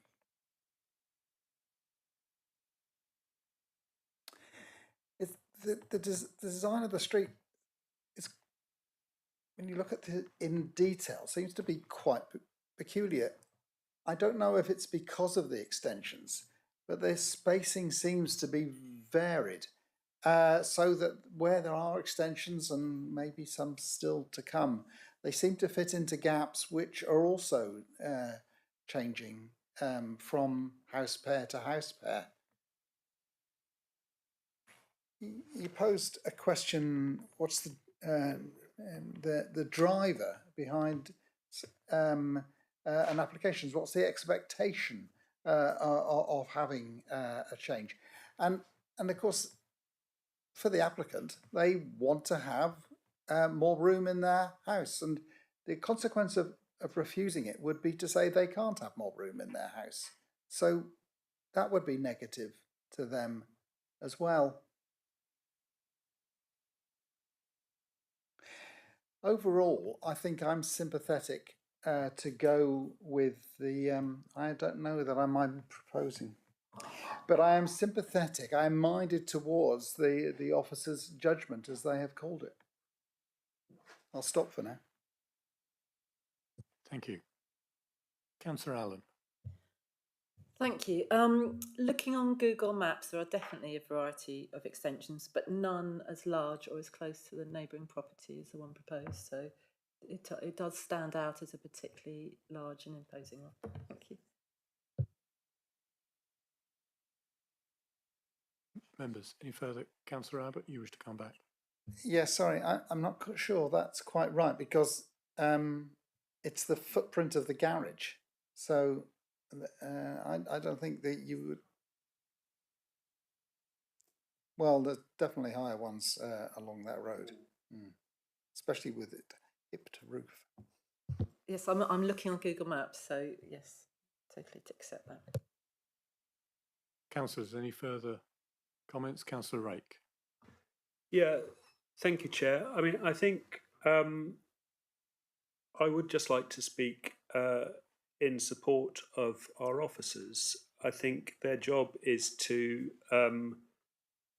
present us with the planning considerations, information regarding the applications and so on. And I think it's a difficult job.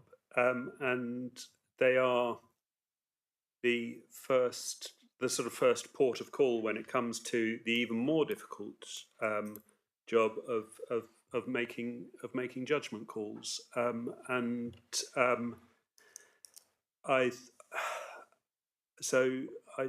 thank them for that, and I think it's incumbent on us to take very serious account of their recommendations.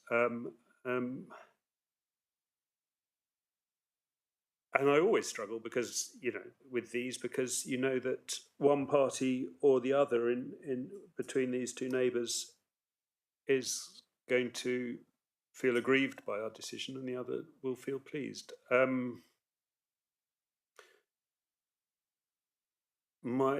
Like Councillor Abbott, I'm leaning towards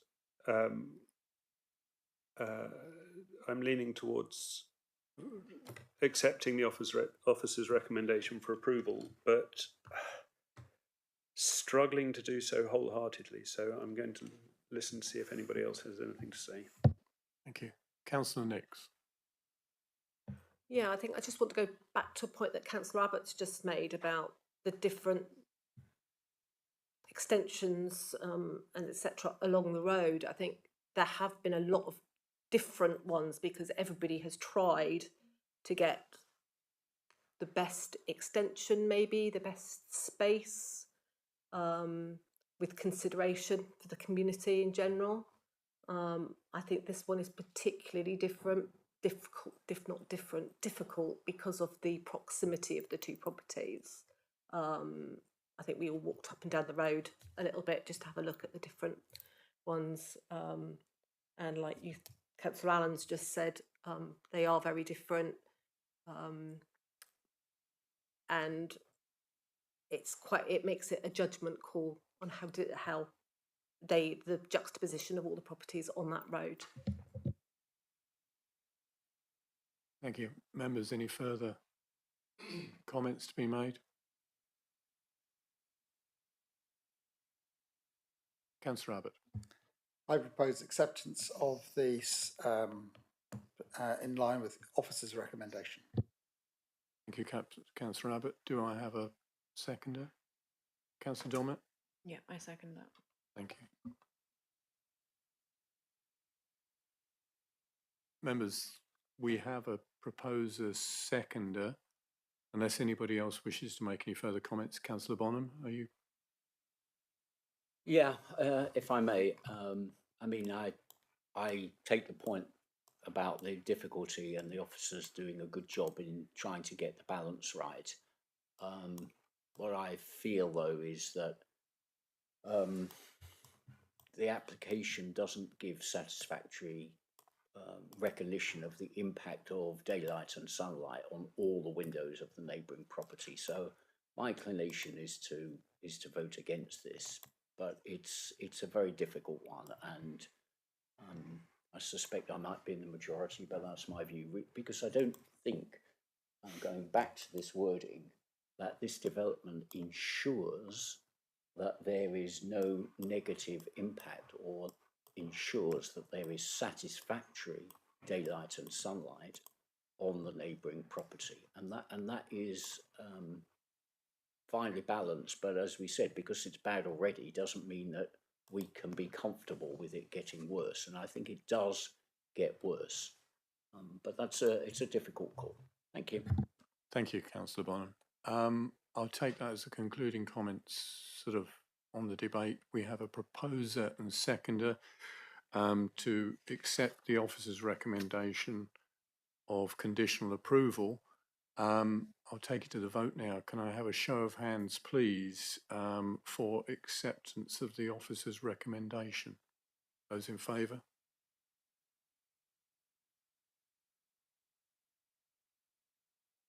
That's 5 in favour. Excuse me, thank you. 5 in favour. Those against? With 4 against. Thank you, Chair. With that, there is the vote in favour of that recommendation of conditional approval for this application. Thank you, members. Thank you for that. And thank you for those members of the public who attended to speak on it as well, and for the officer's presentation. We now will move on to agenda item for the next report, which is the same officer, but are you able to move straight on to that one? Right, thank you. So we move on to the application 069325HHO at 5 Crossways at Wembury, with Elliot James as the officer. And that, could I have your report, please, your presentation? Thank you. Absolutely. Thank you ever so much, Chair. So this application is, again, we are situated in the village of Wembury. It is situated at the junction of the cul-de-sac Valley Drive and Crossways, on the corner just there, as shown on the map. It is there's the sort of the street view image. So as existing, this is a small bungalow style property with a habitable loft space accessed via a loft hatch. The proposal seeks to, there's the elevations. As a note, the elevations are slightly mislabeled, so they do not respond. The north, east, south and west are not correct, but if there are any questions on that, please let me know and I will clarify which ones are which. The application is part retrospective, as some works have already taken place to the roof, and they took place prior to any officer involvement or awareness of the case, and an enforcement case was lodged on that basis. These are the plans of the previously refused application, and this is as the property currently exists. So there is currently a box dormer over the existing side gable that extends the entire width of it and up to the ridge line. The box is installed to take the space for a staircase to make the upstairs room more habitable. This was a previous application, 225024HHO, was lodged. That application was refused and the appeal was dismissed. I believe the appeal statement was circulated for our members to have a look at. The proposal now seeks to alter this scheme to reach a more acceptable and appropriate solution than what was originally tabled and then refused. This is now the revised scheme and the one that is subject to this application. As you can see, it extends the side gable substantially, or somewhat substantially, to create a new side-facing gable of a similar size to the front gable. It is, however, at a softer pitch than the host dwelling, and also has a rear-facing box dormer in the back of it in order to accommodate that staircase and that upstairs space. There is also now an additional dormer proposed on the other side of the dwelling to house a upstairs ensuite. The difference in angle of pitch between the host dwelling as existing and that principal front gable and the newly proposed gable on the side is a 10-degree difference. So one is at 30 degrees and the other at 20 degrees. So it is somewhat different, markedly different in pitch, and creates a somewhat jarring impact upon the street scene. It is a potentially incongruous addition coupled with the box dormer. It is quite muddled, quite confusing, and quite a complicated scheme to try and accommodate this staircase. So the proposed floor plans sort of demonstrate the changes to create that upstairs space and rework the property as demonstrated. As existing, as said, the application is partially retrospective, so works were undertaken without planning permission, in error possibly, but they were to create this box dormer at first floor level. This was the scheme that was refused, and obviously this scheme attempts to address the originally raised concerns. As much as it is accepted by officers that the revised scheme is more acceptable than the refused and appeal dismissed scheme, the proposed side gable is still considered incongruous in appearance. It is extremely prominent within the street scene in that the property is on the junction. It creates a visually jarring impact on the dwelling itself, and also reads as a inappropriate and somewhat ill-fated design in design terms for the prevailing street scene. So therefore, as I said, the conclusion is that it is incongruous, unsympathetic, and the impact of it would be detrimental to both the street scene and the dwelling itself, at odds with Dev 20 of the Joint Local Plan. The recommendation by officers is therefore for refusal of this scheme, but it is noted that it is an improvement on the scheme that was previously refused and then appealed. Thank you, Mr. James. Members, any questions of the officer on this? Councillor Dummett. I do want to push back a little bit on the statement of it being prominent and on a junction. It's at the end of a cul-de-sac, facing a different direction to where everyone else is facing. Sorry, that might be me miswording it. It's sort of on the turning head of the cul-de-sac, so it's prominent within that immediate street scene. It possibly isn't on the... It's because of the arrangement of the street, it is visually prominent within that immediate street scene due to its siting at that turning head as the two roads intersect with each other. And possibly not a junction per se, but on a technicality, Crossways leads to Valley Drive at a turn junction. Sort of that's the general assessment, is that it is visually prominent within that street scene. Okay. Councillor Bonham. Yeah, thank you, Chair, and thank you, James. Elliot. Thank you, Elliot, as well. I wanted to understand a bit more which part of Dev 20 you think this is not complying with, because Dev 20 is about place shaping. Is there a particular clause or aspect that you could just highlight that you feel the application is contrary to? Because, is it the massing, is it the scale, is it the height, is it the slope of the roof, is it the visual impact, is it all those things? I mean, I'm struggling really to pinpoint the real reason, the most important reason for your recommendation for refusal, and I wonder if you could help me with that. Thank you. Mr. Wyman? I think I can answer that from looking at it on site on Monday. I think it's fundamentally the massing scale design on that roof scope.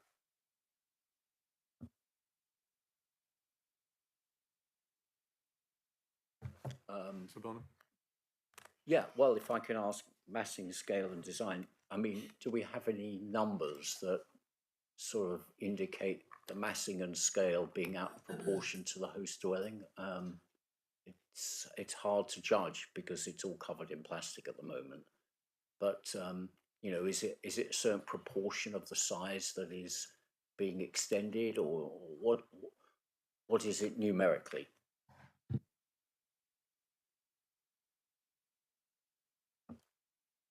We can provide you with the dimensions, but I don't think that's the question you're asking. I don't think there is anything set out that says if you're less than 30%, it's okay. If you're less than 30% of the size of the roof, it's okay. If it's more than 30%, it's not. I think you have to look at each individual case. There will be some scenarios where a dorm of this scale, if it was on the rear roof slope and not visible, is unlikely to cause harm to the street scene because it's not visible. So I think it's a matter of looking at each individual design and its own context in the street scene within it sits. And I think members, certainly the members who are at the site visit, can stand on the road, can have a look at the plans and make their own judgment. Does this or does this not cause harm to the street scene? I don't think that with respect, Councillor, I don't think that needs empirical measurements. I think it's a matter of your judgment as to whether what's being proposed fits in with that street scene, yes or no. In officer's opinion, it doesn't, but I accept that's a subjective view, and you may come to a different conclusion. But I think it really is a matter of looking at what's proposed and does it fit in. Councillors, any further questions of Mr. James? Councillor Nix? Yeah, perhaps it's my not understanding. However, we talk about precedent and not being a precedent on a property, yet we're talking about street scene and does it fit in? So for me, that's a little bit. Can you explain, or I'm not quite sure if that's a question or not. Even Asking for clarification. yes, I'm asking for clarification on that matter. Thank you very much, Councillor Allen. I'm sorry, I'm not sure I understand the clarification being asked for. I think what I said earlier goes for every application. There is no such thing in planning terms as precedent, but planning authorities ought to be consistent for fairness in their decision making. So if you had a situation, which isn't the case here, but I'll use an example. So if you had a situation where you had a street of bungalows, on every bungalow, every other bungalow, the planning authority had approved a front dormer of a certain design, I think it would be very difficult in terms of reasonableness to then refuse another one in the middle of those, because the authorities already considered this to be acceptable. So it's almost a perverse decision. There are a number of dormers in the street scene and on the backs of properties here, absolutely. The vast majority do not have flat roofs. The ones on the front do not have flat roofs. So I still think it comes down to what's being proposed. Does it fit in with the street scene? Because I don't think there's anything that's quite the same as this within that immediate area. So it comes down to a judgment call for members. Does the design fit in with its surroundings? Yes or no? And that is fundamentally it. Then I don't believe there are any other issues other than, does this fit in with the street scene? Thank you. Members, any further questions? Councillor Allen. You mentioned that it was more acceptable than the previous design, which had been dismissed at appeal. Could you explain why you think it's more acceptable? Thank you. Yeah, so the previous design was quite literally just a box at first floor level, creating a full box dormer of quite a lot of scale and mass. This design does now introduce a level of pitch. It's not a pitch that matches that of the dwelling, but it is more pitched than what was refused and dismissed. There are now also sort of roof tiles as opposed to a completely sort of flat structure. It is an improvement. That is not question. It is more in keeping, but still not in keeping, if you get where I'm coming from. There has been a design process which has improved the design from what was refused, not wholly. Members, any further questions? If not, thank you. Mr. Councillor Panel. Mention was made during the site visit about the angle of the roof, the pitch of the roof, and it was incongruous because it didn't match the other angles. And yet, when you stand and look at that elevation, there are no other roof angles to compare it with. The other angles will be seen from a different position. In fact, if you look at the conservatory roof, it's not particularly different from the slope of the proposal. So I'm struggling to understand. Councillor Panel, you have a question of the officer. I'm just asking. I'm struggling to understand what the situation is about the angle of the roof. Thank you. Yeah, so the comparison between angles of roof is drawn by if you look on the proposed, it's labelled west, roadside elevation top left, you have the existing sort of front of the property. you then have, if you look at the bottom right proposed north rear elevation, you then have the new proposed larger side gable. Those two gables do not match in terms of angle of pitch, whereas as when built, not now because obviously the part retrospective element, when built, the smaller side gable would have had a matching pitch to the primary gable at the front. This is now not the case. Obviously, as this proposal seeks to, there is a 10-degree difference between the proposed side extension and the existing, well, the west of the dwelling, the gable at the front. That is where the calculation has been taken in terms of the difference in the two angles of pitch. Thank you. Any further questions? If not, thank you for that. We'll move on to the speakers. We do not have an objector, the supporter, and apologies, Mr. Couture-Bisson. You correct my pronunciation of that. Close enough. I appreciate that. You have your 3 minutes. Yeah. When you're ready. You got the slides? Yeah. Oh, yeah. Again, just randomly show them if you want. That'll be fine. Yep. Thank you. You'd like to. Happy? I'll put my glasses on. Okay, firstly, thank you for giving me the opportunity, I must say, at this planning committee. It's much appreciated. At the beginning of this whole process, my wife and I were given some poor advice. We were told as the adjustment to our loft was small and less than 8 square metres, we could proceed under permissive development. We subsequently found out that quite quickly that this was incorrect for an AONB, and we stopped immediately, and we've since complied with everything we've been asked to do. The loft in our house was developed by the previous owner and has been occupied as a space since the early 70s, used as an office, a hobby room and a bedroom. It has a door that leads out to a balcony. The loft area is accessed by a hit-and-miss space-saver staircase with offset treads. These type of stairs are no longer used and deemed as a danger. We would like to make our property safe to service it to old age. We require a traditional staircase to be put in to allow access to the loft and the bedroom. The easiest way to do this was to enlarge the existing gable to the west of this property. Our address is 5 Crossways, and as such, the front of my house quite clearly faces to Crossways. The access is through the gate of the Crossways down the road to the front door. The development is at the rear of our property and is fully enclosed within the boundary of our rear garden and does not look out onto any public road or highway. The area we live in is full of developed properties of all shapes and sizes. Every property in our street and surrounding streets have been developed in some way, with balconies, sun terraces, dormers and raised roofs, yep. Most of them are unrecognisable from the small bungalows built in the 60s and 70s. Ours is in fact the only undeveloped house in the street. The first planning application we put in was refused, something I still disagree with. We were told to hold a pre-application meeting to discuss the way ahead so we could all work together. At this meeting, the principal planning officer that proposed the way forward was to be to remove the box dormer and replace it with a gable-style dormer. The enlarged base of this structure would allow a pitch-style roof mirroring the house opposite to the west of us. This would be in keeping with the street scene. It was stated by the planning officer that this would be the best way of getting approval as quickly as possible, and our new plans were submitted. As far as my wife and I were concerned, we had engaged, consulted, listened and submitted a proposal that was agreeable to all and Dev Plan 20. There are currently two objections lodged against us, one from the house of the west, which has an issue with the window that we've put in to make it more sort of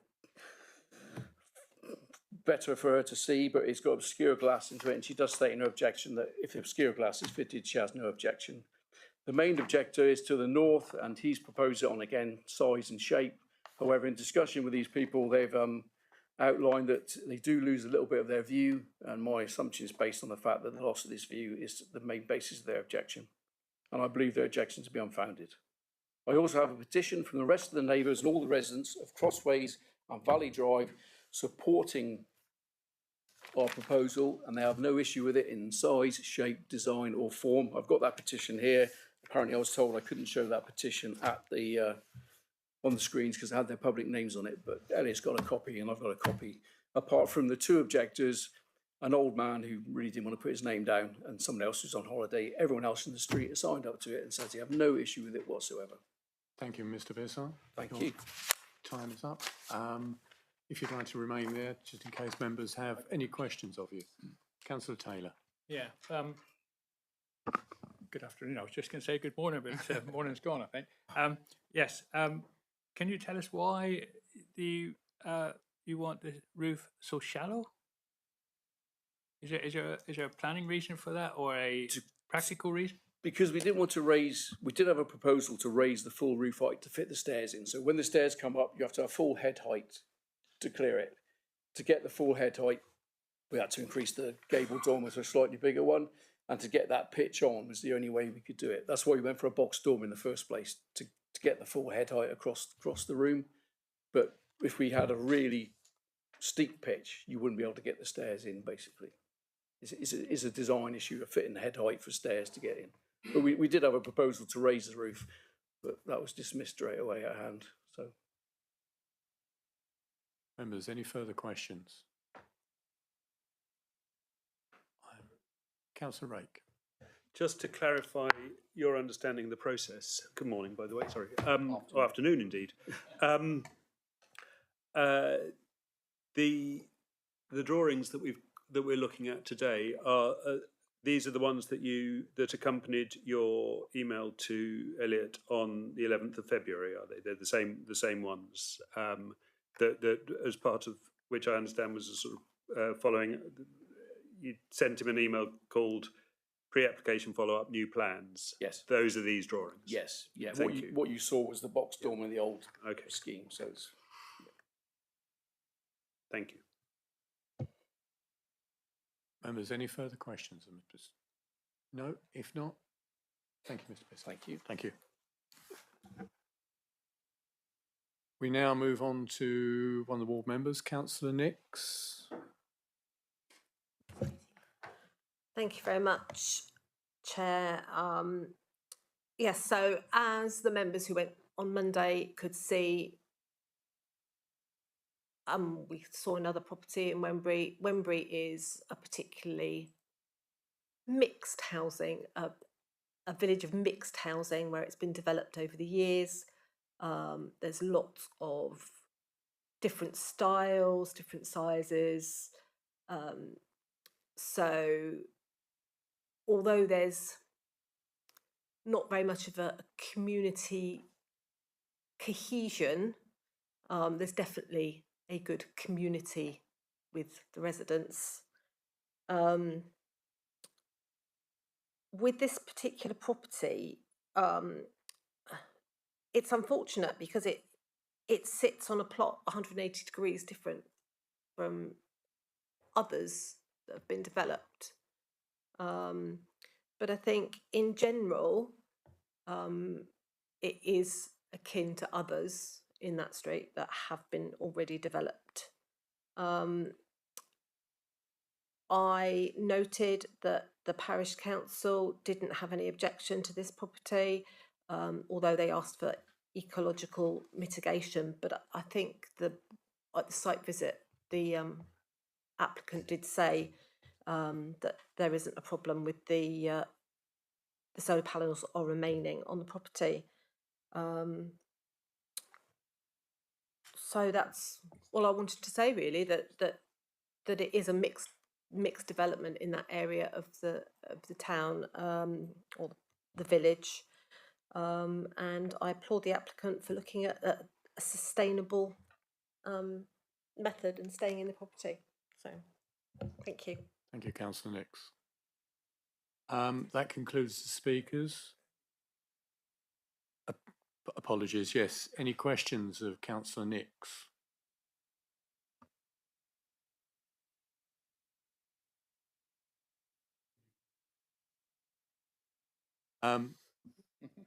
If there are no questions, right, thank you. We'll move on. That concludes the speakers. We'll move on to the debate on this application. Councillor Rake. Thank you, Chair. So we're actually, in a way, we're considering three houses in this application. We're considering the one before the large square box dormer was built, which would have been the pre-existing house. We're considering the one which we went to see, could do nothing but consider it. It was there right in front of us, and then we're considering this third iteration with the as we have on the screen there.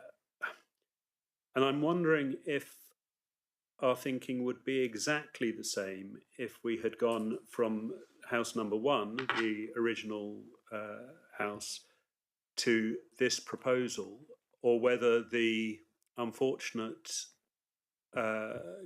intermediate construction of the box dormers somehow has set our spidey senses a tingle on this one, and we're sort of being particularly vigilant because of this unfortunate misstep. And I must admit, I'm not entirely convinced that if this had come in as a standalone application on the original house, that we would necessarily have got to the same place. As with the previous application, it's acknowledged by officers that this is balanced, and I think it is. My feeling is that we risk being made overcautious by something that is going to be one way or another, either as an enforcement matter or as the result of this application, that's going to be knocked down anyway. But it's very difficult to think, how would I feel? I don't actually really take the officer's point about the pitch, the different pitches. Councillor Pannell mentioned it. I mentioned it on site. I mean, the facing, the development, the house opposite. Sorry, at number 6, I think. I couldn't tell you whether the front gable on that is exactly the same pitch as the principal roof. You without getting your protractor out and running round from end to front and front to end, and so I really don't think, for me, that the pitch of the roof is an issue. So there you go. That's my 2 ha'porths. Thank you, Councillor Bonham. Yeah, I sort of feel along similar lines. I fear what we are doing here is being overly cautious because of the outcome of the planning appeal. Now, looking at the previous application that was refused, I totally agree. That was a big flat roof, out of character with the existing house and out of keeping with the area. We don't have that in front of us as a proposal. There is a bit of flat roof, but most of what people are going to see is the picture, the sort of angled roof. And I both listened to what our head of development said, and I've read Dev 20. Dev 20 doesn't say that all houses must look the same. What it says, as far as I can understand, is that we have to have proper regard to the pattern of local development. So we come down to the judgment of, does this proposal fit in with the street scene, that being a subjective view? And as has been pointed out, a lot of the houses along this road are, and a lot of the extensions are quite different, with Velux windows, with additions of various sorts. I don't personally see this as being very, very different. It's not wildly attractive, perhaps. It maybe wouldn't be everyone's choice of style and design, but given the constraints that the applicant is under and the limited roof space, I think it's possibly the only thing that they could do. So I'm struggling to support the recommendation for refusal at the moment, and I'm veering that we should be considering in positive light the presumption of permitted development, sustainable development in this case. Thank you.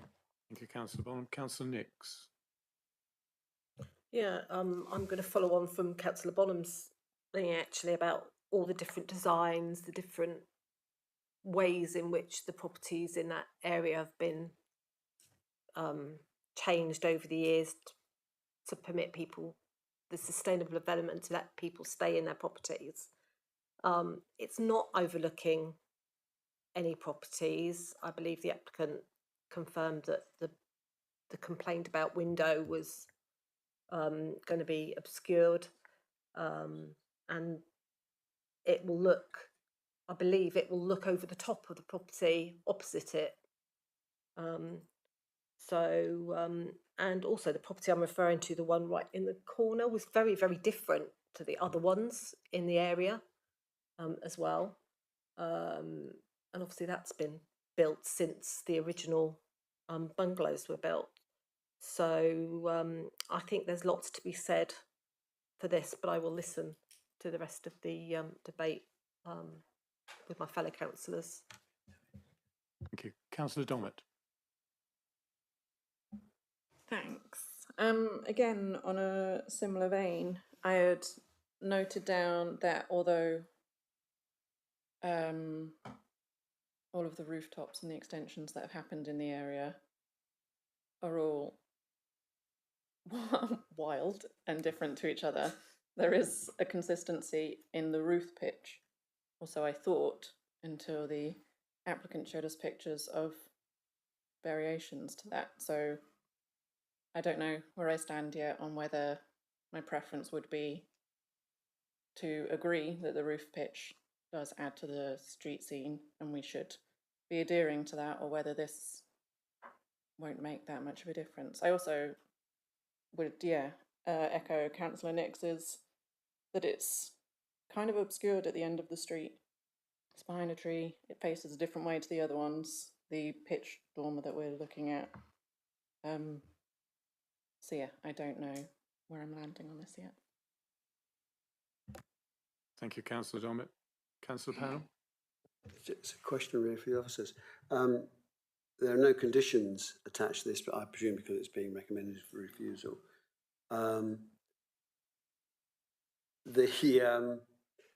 The window that was talked about, is this the large window at the don't know which direction it faces now, north I would think. West. The one on the main, the one that faces out from the big extension we're talking about. And the applicant has indicated that he would accept a condition that be obscured. If members were minded to approve this, can that be a condition that can be imposed? Thank you. Councillor Panel, we'll take, do you want to respond to that now or take the further comments as we go through? I think I'll wait until there's a proposal. Thank you. Councillor Allen. Thank you. Yeah, it's interesting, isn't it? We all seem to be a little vague about our responses to this because it's difficult. For me, I think it's a case of impact. The impact on neighbours seems very minimal. The impact on the street scene is somewhat, but acceptable. I think the applicant's taken steps to look at how the design of space inside the house can be mitigated with the impact from the street. So the reasons that he gave for having a flat roof, which, you know, it does have an impact, I absolutely accept that, but there's design reasons for that, so I don't know how you get around that. I think sort of making other things more acceptable in balance seems to me he's done a good job as possible. So at the moment I'm minded to go against the officer's recommendation, only because I think the impact on the street is offset by the improvement in the living conditions for the people who live there. Yeah, that's where I'm standing at the moment. Councillor Allen, you said you are minded to go against. You're not going to. Right. Okay. Councillor Dommett, and then Councillor Abbott. Just regarding Councillor Pennell's want for a condition, isn't the window being obscured part of the application anyway, so it wouldn't be a condition? No, this is up for refusal, so therefore there are no conditions. Or just to the attached point that it. council. But that would come. Yep. As to the best of my knowledge, it isn't shown to be obscure glaze on the approved plans. But if we get to the stage where there's a proposal, then I can talk to that. Councillor Abbott. I propose acceptance of this request contrary to the officer's recommendation. Councillor Bonham. Yeah, Chair, I'm happy to second the refusal of the refusal and the acceptance of the proposal. Thank you. And Councillor Abbott, Councillor Bonham, can we have reasons for acceptance? Yes, my reasons are that I don't find this unacceptable in the street scene. I have seen further along this street a pitch roof of exactly the same degree. It's about halfway along on left-hand side. I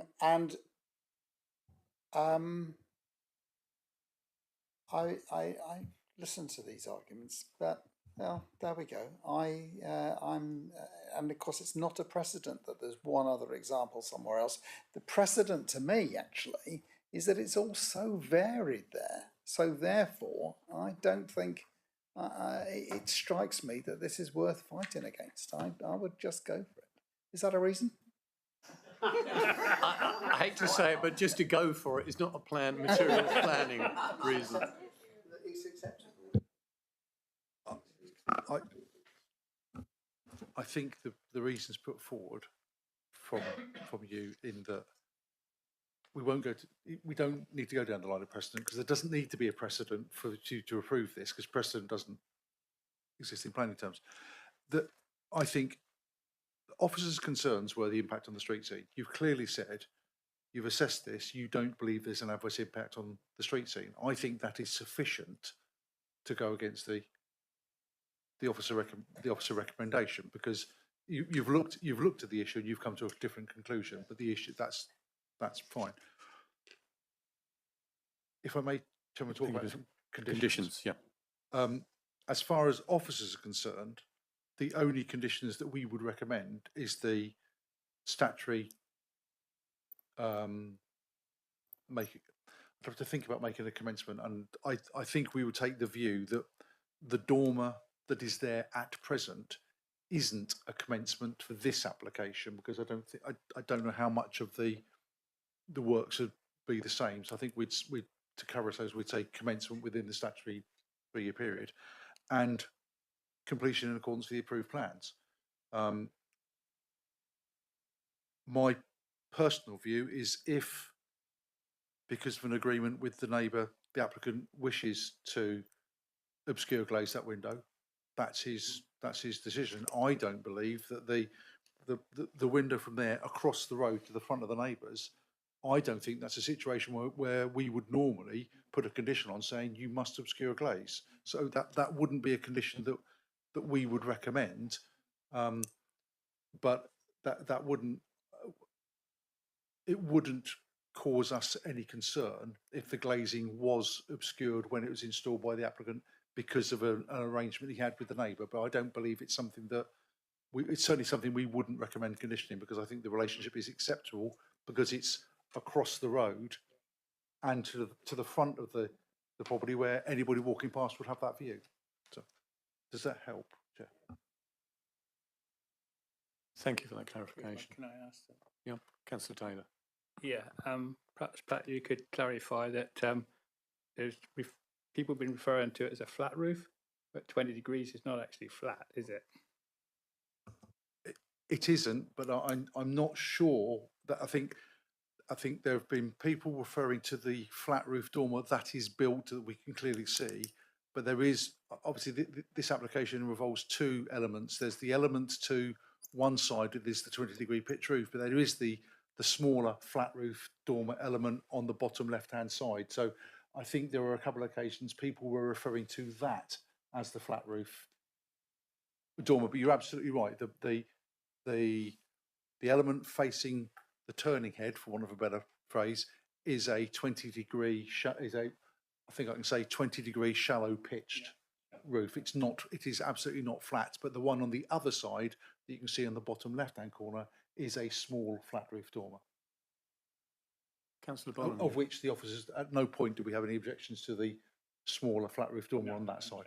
Just to understand the diagram, on the bottom right diagram, which is labelled north rear elevation, on the top right hand side of that picture, there does look like there's a section of flat roof, at least as far as I can see. Is that, I'm not sure if that's maybe, no, that's what I'm asking, that that there does appear to be a section of flat roof there. No, I'm not talking about the ridge height either. And that's what I think this is where if you had a roof plan, you would be able to see it. But because it does show. My understanding is that you have got a shallow pitch to the other side of it, but there is a dormer that sits on that roof.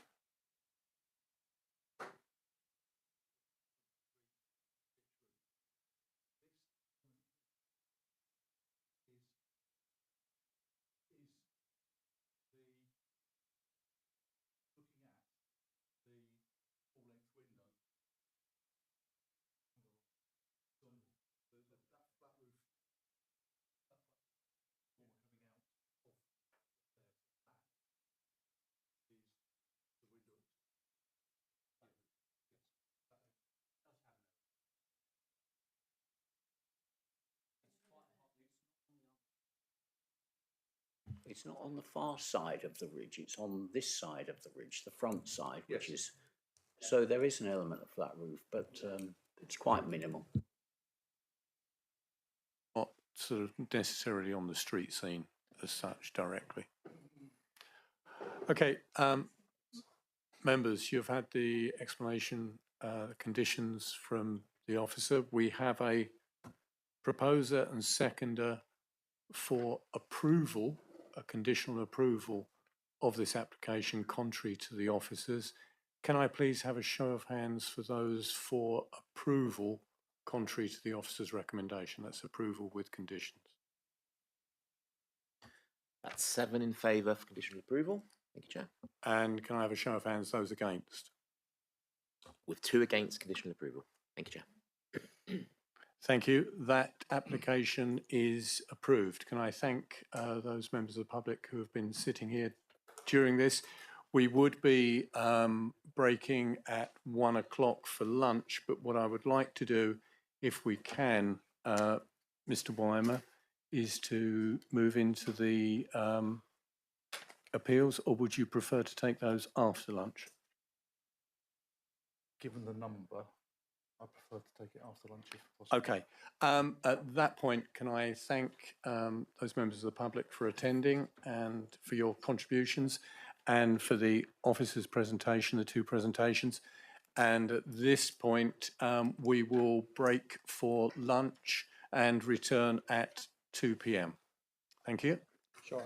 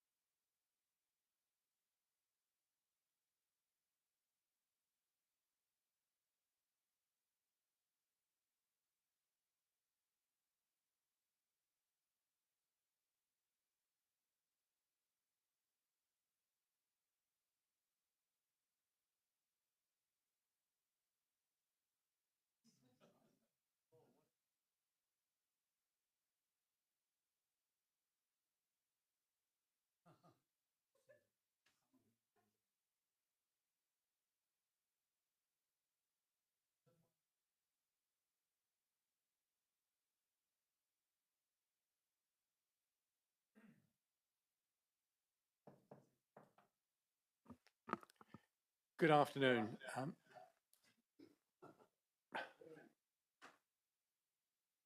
Shall we, got any feedback?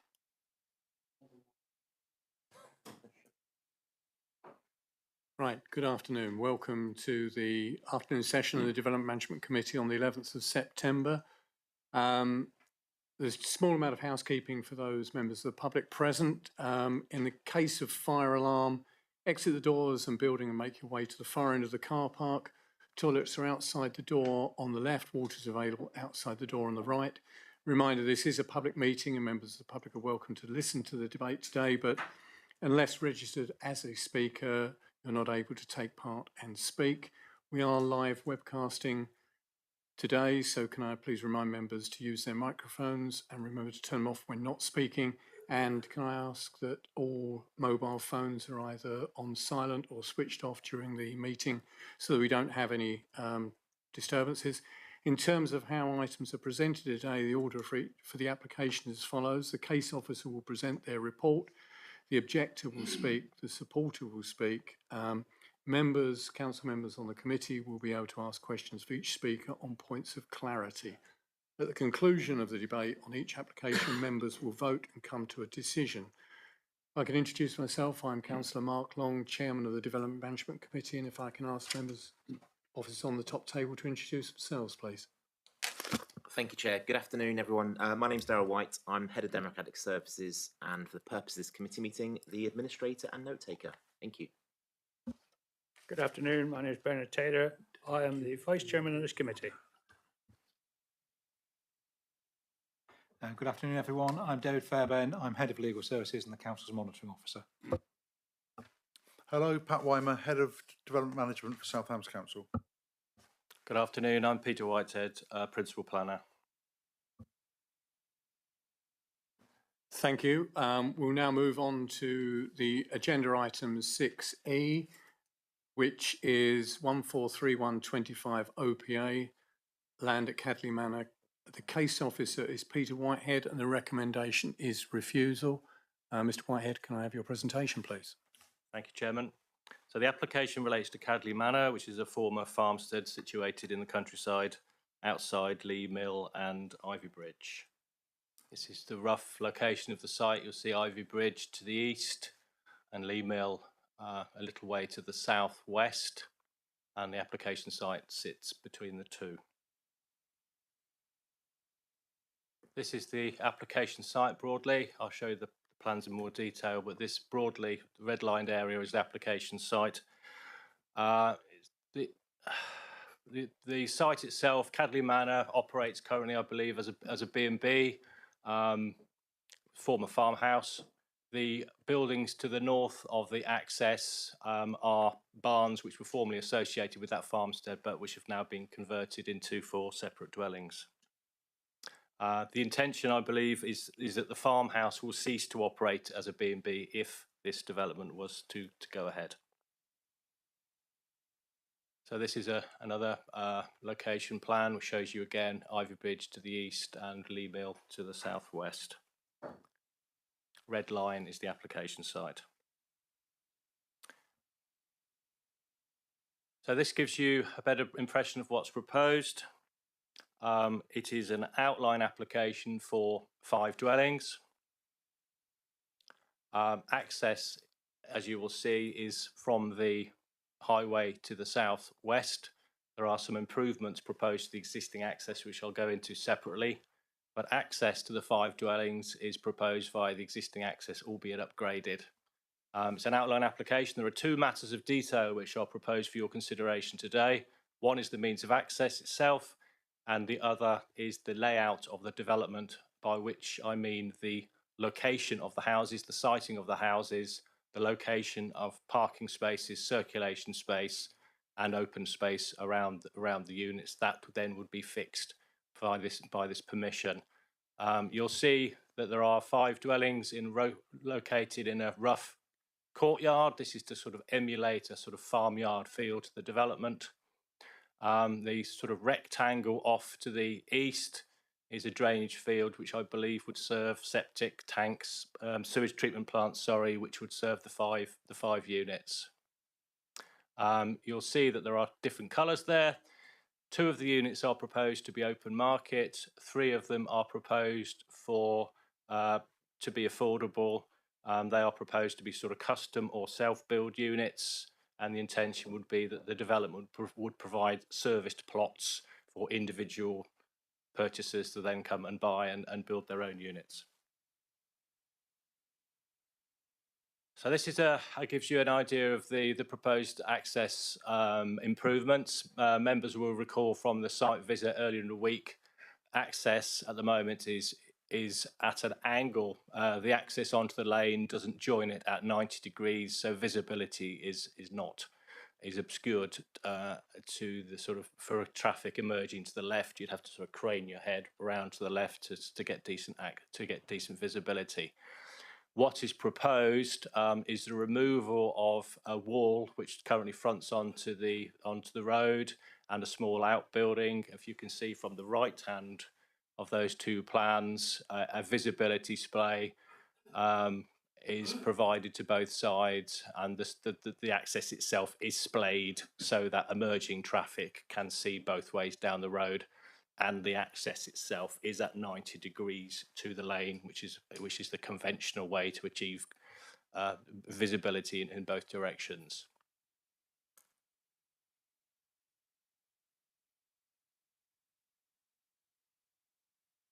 So, although, as I say, this is an outline application and matters of scale and appearance are actually reserved at this stage, the application is accompanied by a detailed design and access statement and a design code, which would offer the council the opportunity to secure a form, scale, materials, so have to have some certainty of the development going forward. The intention from the applicant's perspective is to emulate a sort of a courtyard of farm buildings, which almost emulates the converted barns which are already there. Was the authority to approve this application, we could secure the compliance with the design code by condition. So this is kind of summarises the application then. As I say, it's an outline application. Layout and access are considered at this stage. Design, scale, external appearance are reserved for reserved matters. There's a design code, as I've mentioned, and it is an application for 5 dwellings, 3 of which will be affordable. So effectively it has been submitted as a rural exception scheme, which I can go into in more detail. So it's been submitted pursuant to TTV 27. As I noticed, it's a site that's not within a settlement, and it doesn't adjoin a settlement either. TTV 27 allows, though, for the consideration of sites that are adjoining or very near to settlements to be considered as rural exception schemes, offering effectively affordable housing-led applications. The intention is they meet an identified need for affordable housing for local people, and that a minimum of 60% of the units within the scheme are affordable, that the development offers the houses to be affordable in perpetuity, and that it meets all other policies of the development plan.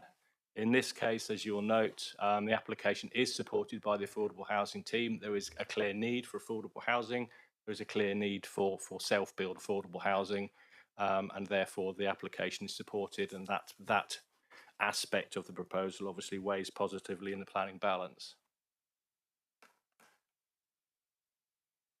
But as members will recognise, the application has to be considered against the development plan as a whole, and there is an expectation that any location for new houses is sustainable, offering access on foot, cycle or by public transport, and indeed provides safe and suitable access arrangements too.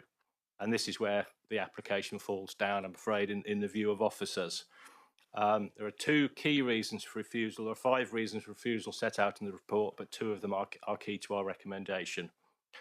Firstly, having regard to the site's location, walking distance to key facilities and services, it's clear that the location of the site exceeds the standards set out in the SPD by some margin, though walking distances are within the distances specified in the government's manual for streets.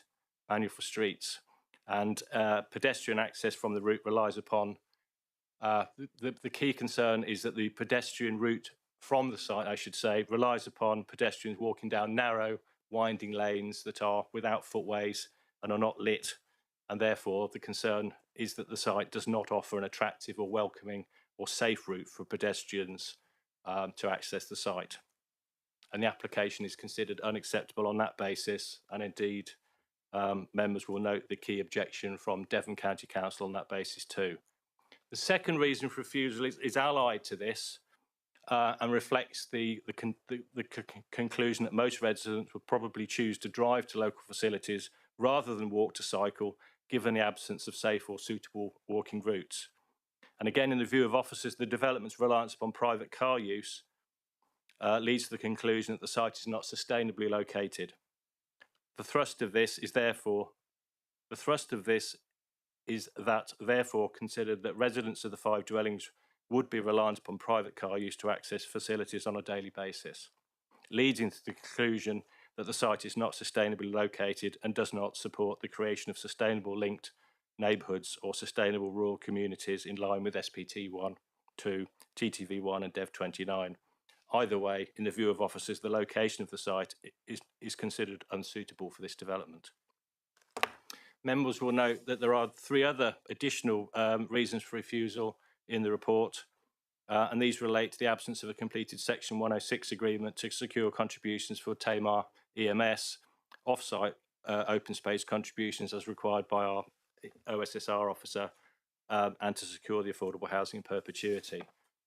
We've not sought a Section 106 agreement to secure these contributions given the fundamental objections to the proposal. This summarises the highway safety concerns as set out in the officer's report and summarised by myself.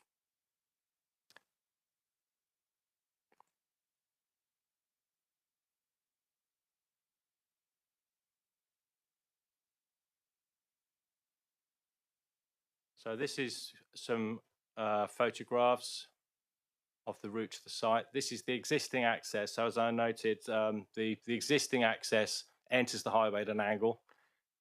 This is towards the junction to the right that members will recall from the site visit. This is emerging to the left. So at the moment, traffic emerging, as you'll see,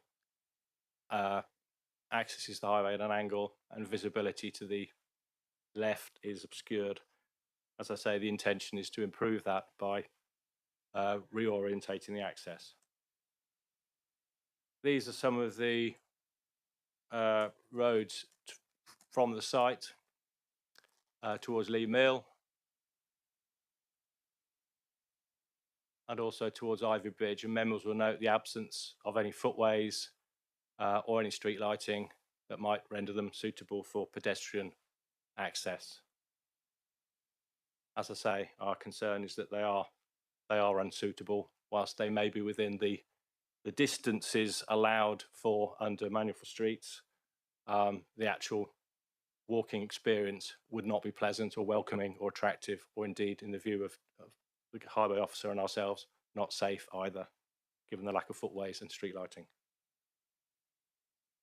So whilst we have no concerns with the layout, whilst we have no concerns with regard to the means of access to the site itself, as I say, we do have serious concerns relating to the location of the site and access via pedestrians or by sustainable means of transport, and the fact that the relative remoteness of the site means that people would either choose to walk along routes we would neither find safe or attractive, or use cars, which in our view would not be sustainable. Obviously, we are seeking to locate housing where it is accessible on foot or by cycle, active transport or by public transport.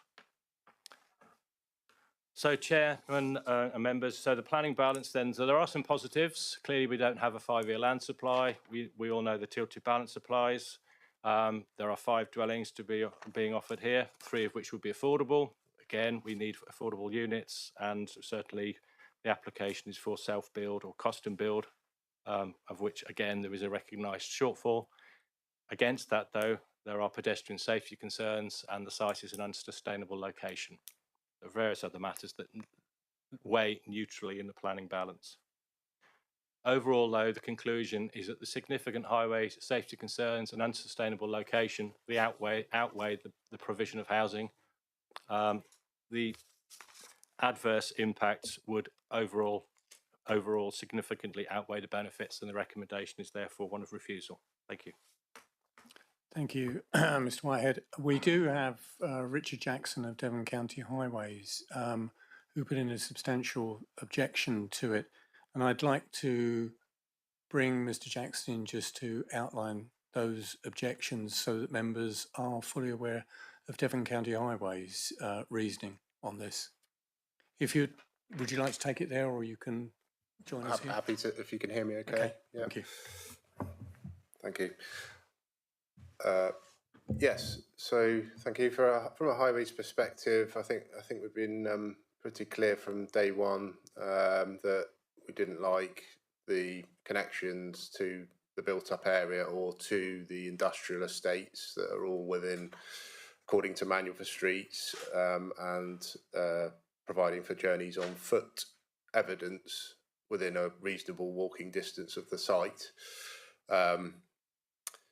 There's a carriageway going, which is the C Road going south from the access, which is particularly dangerous because it kind of throttles down in width to just allow 2 cars to pass at a low speed, and there isn't sufficient space on the carriageway remaining for a pedestrian. So at night, especially if a pedestrians in the road at that location, they would be particularly vulnerable.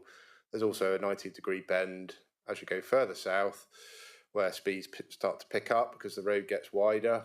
There's a high hedge on the inside of that bend and a grass verge that's quite steep and not really suitable as a refuge location for pedestrians on the other side of the road.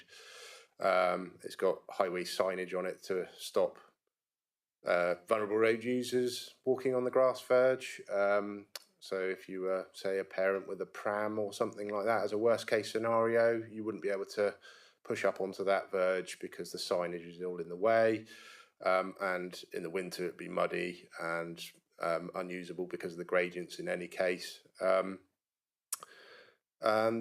then there's bus stops and convenience stores and links to amenities on Cornwood Road at the far end of that C Road, which we're concerned that we'll try to get to.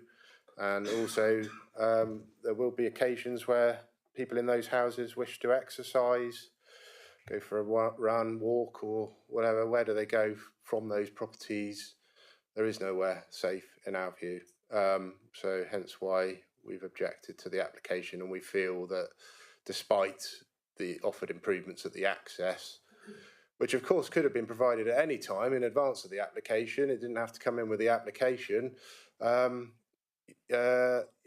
outweigh the harm that may be caused by allowing dwellings in this location. And I appreciate precedent doesn't come into it, but it would be a consideration in this location because there are lots of properties that do have the opportunity to provide dwellings in this location. Thank you, Mr. Jackson. Members, do you have any questions for Mr. Whitehead or Mr. Jackson on this? Councillor Allen. Forgive me because I couldn't go to the site visit on Monday, but the reasons given as to why this was called before the planning committee is so the committee can attest the accuracy of the highways officer's report. What specific concerns did the councillor who called us in have? Do you know?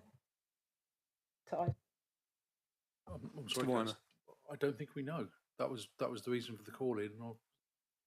No, I'm afraid I wasn't the case officer either, so I didn't have any direct communication with the ward member. I just know what was written in the report. Sorry. Yeah. You've got the reasons that it's been called in the report. I've seen those, but it's just a collection of Dev 29 points when she says, it would be good if councillors went to a site visit in light of and these points. So it wasn't exactly reason. She's just asking for a second view. For a So, consideration, yeah. Yes, but if you don't go to the site visit, it's quite difficult to understand the relevance of those. So I'm a little confused. I don't know if anybody who did go on the site visit can explain to me a bit more clearly. Be helpful. Thank you. Councillors, any further? We have the reasons it was called in for, and those are the reasons that the member wanted it called in.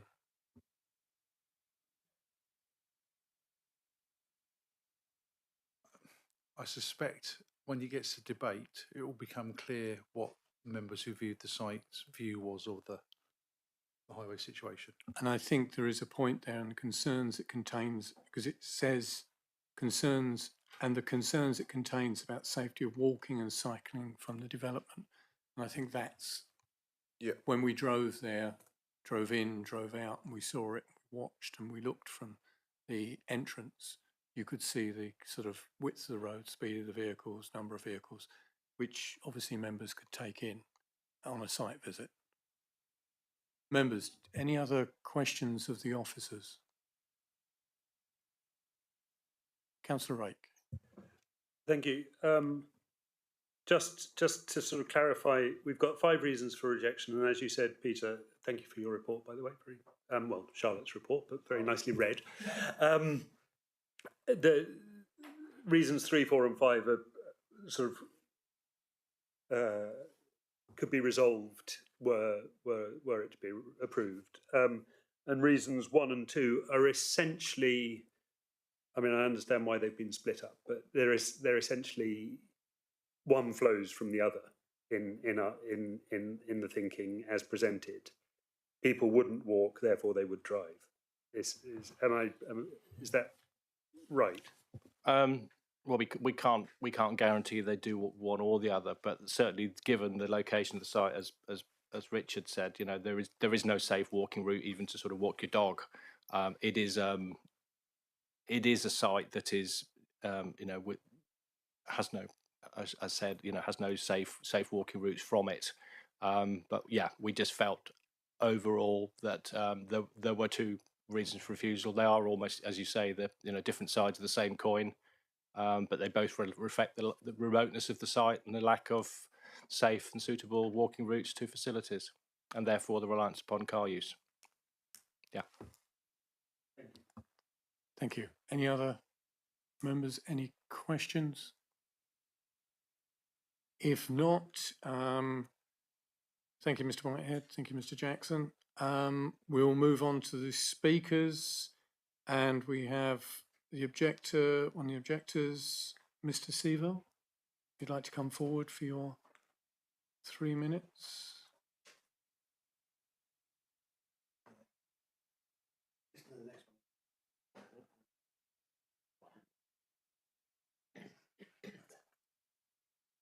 When you're ready. Okay, there should be one slide associated with this. Okay. Thank you. Thank you. I'm here on behalf of the objectors. Obviously, we agree with the findings in the officer's report. As residents of these adjacent local barns, we've been here 15 to 25 years, pretty much between us, and we've never considered it safe to walk on any of these roads, even in broad daylight, and we would never consider doing it in the wet, dark, or with children.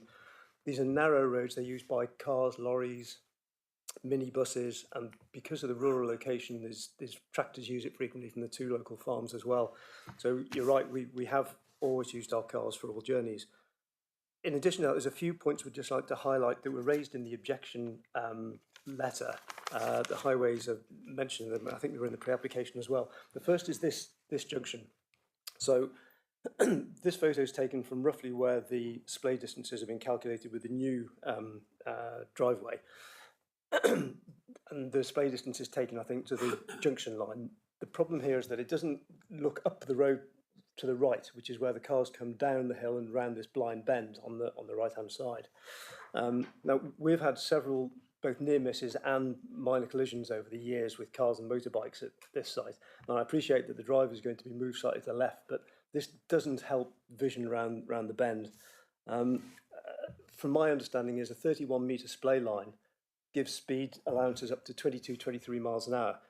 The issue here is that there is no automated traffic count data to look at that site. The automated ATC was done to the left, which had, I think, an 85th centile at 28.5 miles an hour. Now, we haven't, obviously, we're not allowed to measure car speeds coming around here, but we know from personal experience that they're frequently coming around there, certainly at quicker than 22, 23 miles an hour.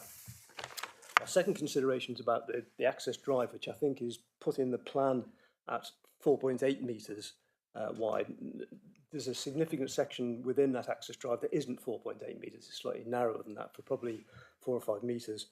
And our last consideration is that we believe that the data that's looking at the change in traffic and vehicle movement within the access drive and hence onto the highway is misleading, because 5 houses would significantly increase the number of car movements both within the drive and onto the highway compared to the decrease in closure of the B&B, which usually has only perhaps a few cars per week and frequently no cars at all.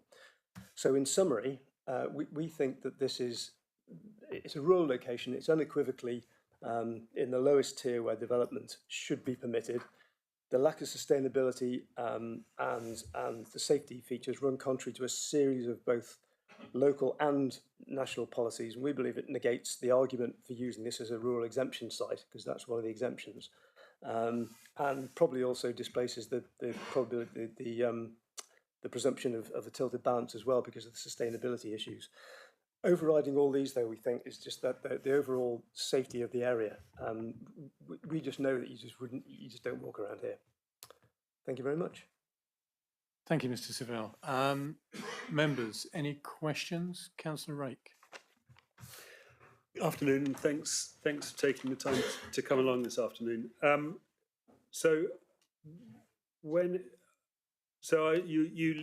live. We live in one of the yes. barns, so we're all.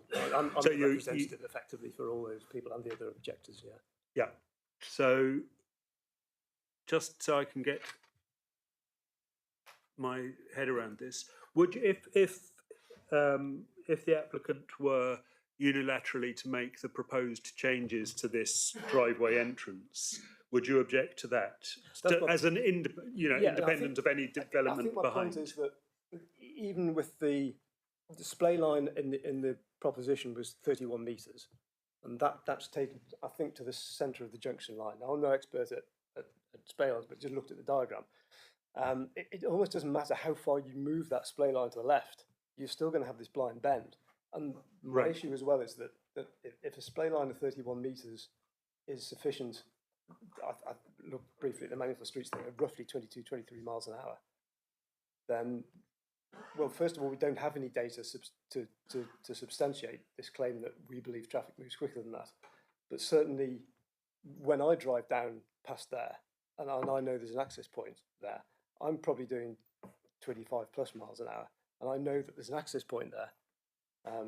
And I slow down because I know it's there. But if you don't know that access drive is there, you can happily go through there significantly quicker. And we have had, over the years, and it is several years, we have had, both with visitors and ourselves, minor collisions. They are minor, nothing serious, but a lot of near misses.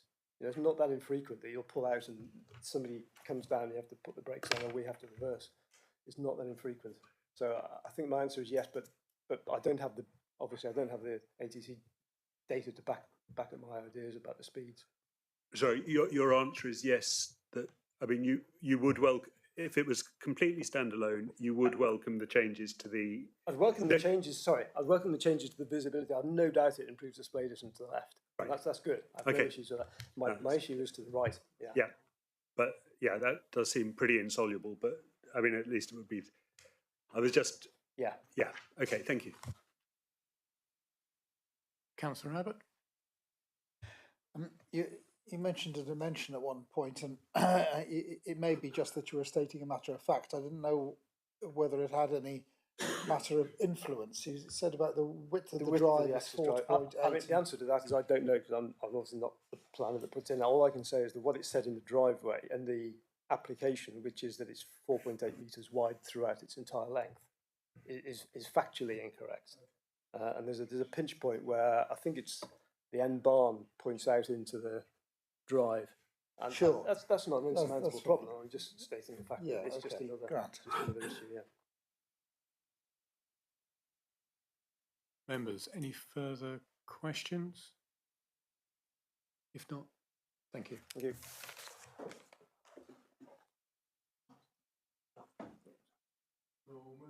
We'll now move on to the supporter, the applicant. Mr. Murphy, you have your 3 minutes.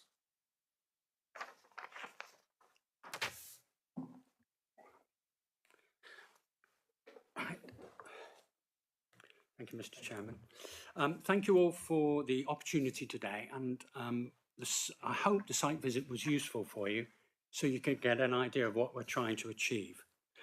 Our response to Charlotte last October accepted the Section 106 requirement and the Tamar EMS and the open space payment, and we suggested that they should be part of the reserved matters of the application. So we think it's no longer an obstacle to accepting permission. Safety, the entrance exit area will be modified. The exit will be moved down to where the garage was, so that low wall, for those of you on the site visit, will be gone. And this has been accepted by Highways as sufficient. Most of our guests from the B&B walk to the Hunting Lodge pub for their evening meal along that road. We give them a high-vis vest, and we've given the undertaking that the B&B will cease operation if the development goes ahead. Significant reduction in regular pedestrian use because the B&B pedestrians won't be there anymore. Significant use suggests that the impact of this development of fewer new pedestrians cannot be regarded as severe. And as seen on site visit, there is a path from the development site that leads through the field to the cemetery, the nursery school and Woodland Road, the one that I pointed out to Councillor Abbott. This path has been used by us for 32 years to access Ivy Bridge. I've got a statutory declaration regarding this permissive pathway, and residents and associates from the proposed development will be able to use it. That will keep them off the public highway until they pass the nursery school and exit onto Woodland Road at Millswood Nursery. There, the highway is much wider, signposted with traffic signs warning of the school, of the presence of parents and children. There's no bad bends and no limited visibility. Millswood Nursery has been accessed by parents with pushchairs and children over the same stretch of road for over 30 years, and parishioners to and from the Catholic Church use that. Now, distance to facilities and services, using the pathway, the permissive pathway, the distances to the nearest facilities are dramatically reduced. The nearest bus stop is now only 300 metres. The shop, the co-op, is 660 metres and the school is 860 metres. This is 60 metres more than the ideal, but the 24 new houses in Lee Mill that were recently approved use the same school as their nearest, and that's a 3-mile walk. And if they're going to walk to school, they have to walk past our driveway. The proposals on the edge of Ivy Bridge is supported by the parish council, supported by the affordable housing team, and meets a demonstrated need. Plots are for eco houses, fully comply with the climate emergency requirements. It meets the requirements of TTV 27 and will help the council meet its legal requirements for providing plots for self-build. We've worked with Andrew Kirby Architects, chosen for their reputation, and worked with South Hams District Council and community groups in South Hams to produce a design code with materials similar to that used by the authority for your own development at St Anne's Chapel. Mr. Murphy, can I ask you if you're winding up, please? Last paragraph. Thank you. Finally, as I've made clear earlier, the highway safety concerns will be substantially overcome by the closure of the business and the alternative pathway available to avoid the most concerning sections of the road. I urge you to support the application, and what would the harm be in approving it? Thank you, Mr. Murphy. Members, any questions? Councillor Powell. You talk about the use of a permissive path. Permissive path is reliant on the permission of the landowner. Would there be any legal right for the residents of this development to be able to use that path in perpetuity? As I understand it, yes, because we are the landowner of that path that I showed Councillor Abbott, well, Councillor Abbott questioned what that was about, where Ivy Bridge was.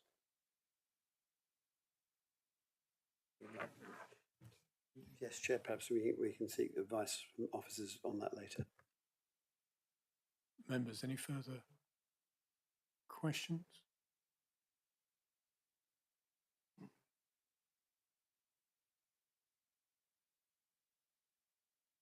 Good. Councillor Vaughan. Yeah, thank you, Chair. Thank you. Could you point out where this path is on the map that we can see? Because I wasn't privy to the previous discussions. And just to confirm, do you own this land that we're referring to? This is the development site. Yep. And this is our bottom field. The pathway runs down here, cemetery, then out onto the road. Okay, thank you. So it still would need, pedestrians would still need to walk along Woodland Road to get anywhere. Yes, at the wider bit, which is the road that has been used by people walking to and from Millswood Nursery School. If you see the building to the right of where it says cemetery, that's Millswood Nursery School. And people have walked up and down from Ivy Bridge along Woodland Road for 30 plus years that we've been there. Thank you. Councillor Rake. I don't know if anybody can answer this with any factual accuracy, but just not knowing these two lanes, is Cadley Lane going down to the Hunting Lodge and, sorry, rather than are Cadley Lane going down to the Hunting Lodge pub that you mentioned and Woodland Road going in towards Ivy Bridge? Do they experience similar levels of traffic and or is one much quieter than the other? Cadley Lane is much quieter than Woodland Road because Woodland Road is a route from Ivy Bridge to Tesco and the Lehman Industrial Estate, but Cadley Lane down to the Hunting Lodge pub, whenever we go down to the pub and whenever our guests go down to the pub, we always give them a high-vis vest because the Highway Code rules 2 and 3 say see and be seen. And so we've never had a problem with our guests in the 14 years that we've been running the B&B with guests saying they've had a difficult time. And to the effect that when guests turn up with these high-vis vests in the pub, they know exactly where they've come from. Thank you. Councillor Abbott. Thank you. So we saw the beginning of the footpath from when we were in the middle of the orchard, as we toured the orchard. And then we couldn't see the far end. But from what you're describing, it goes across your land and then meets the boundary of the church land at the cemetery. Yes, it's the public access to the cemetery, and technically the land is owned by the Augustinian Recollects.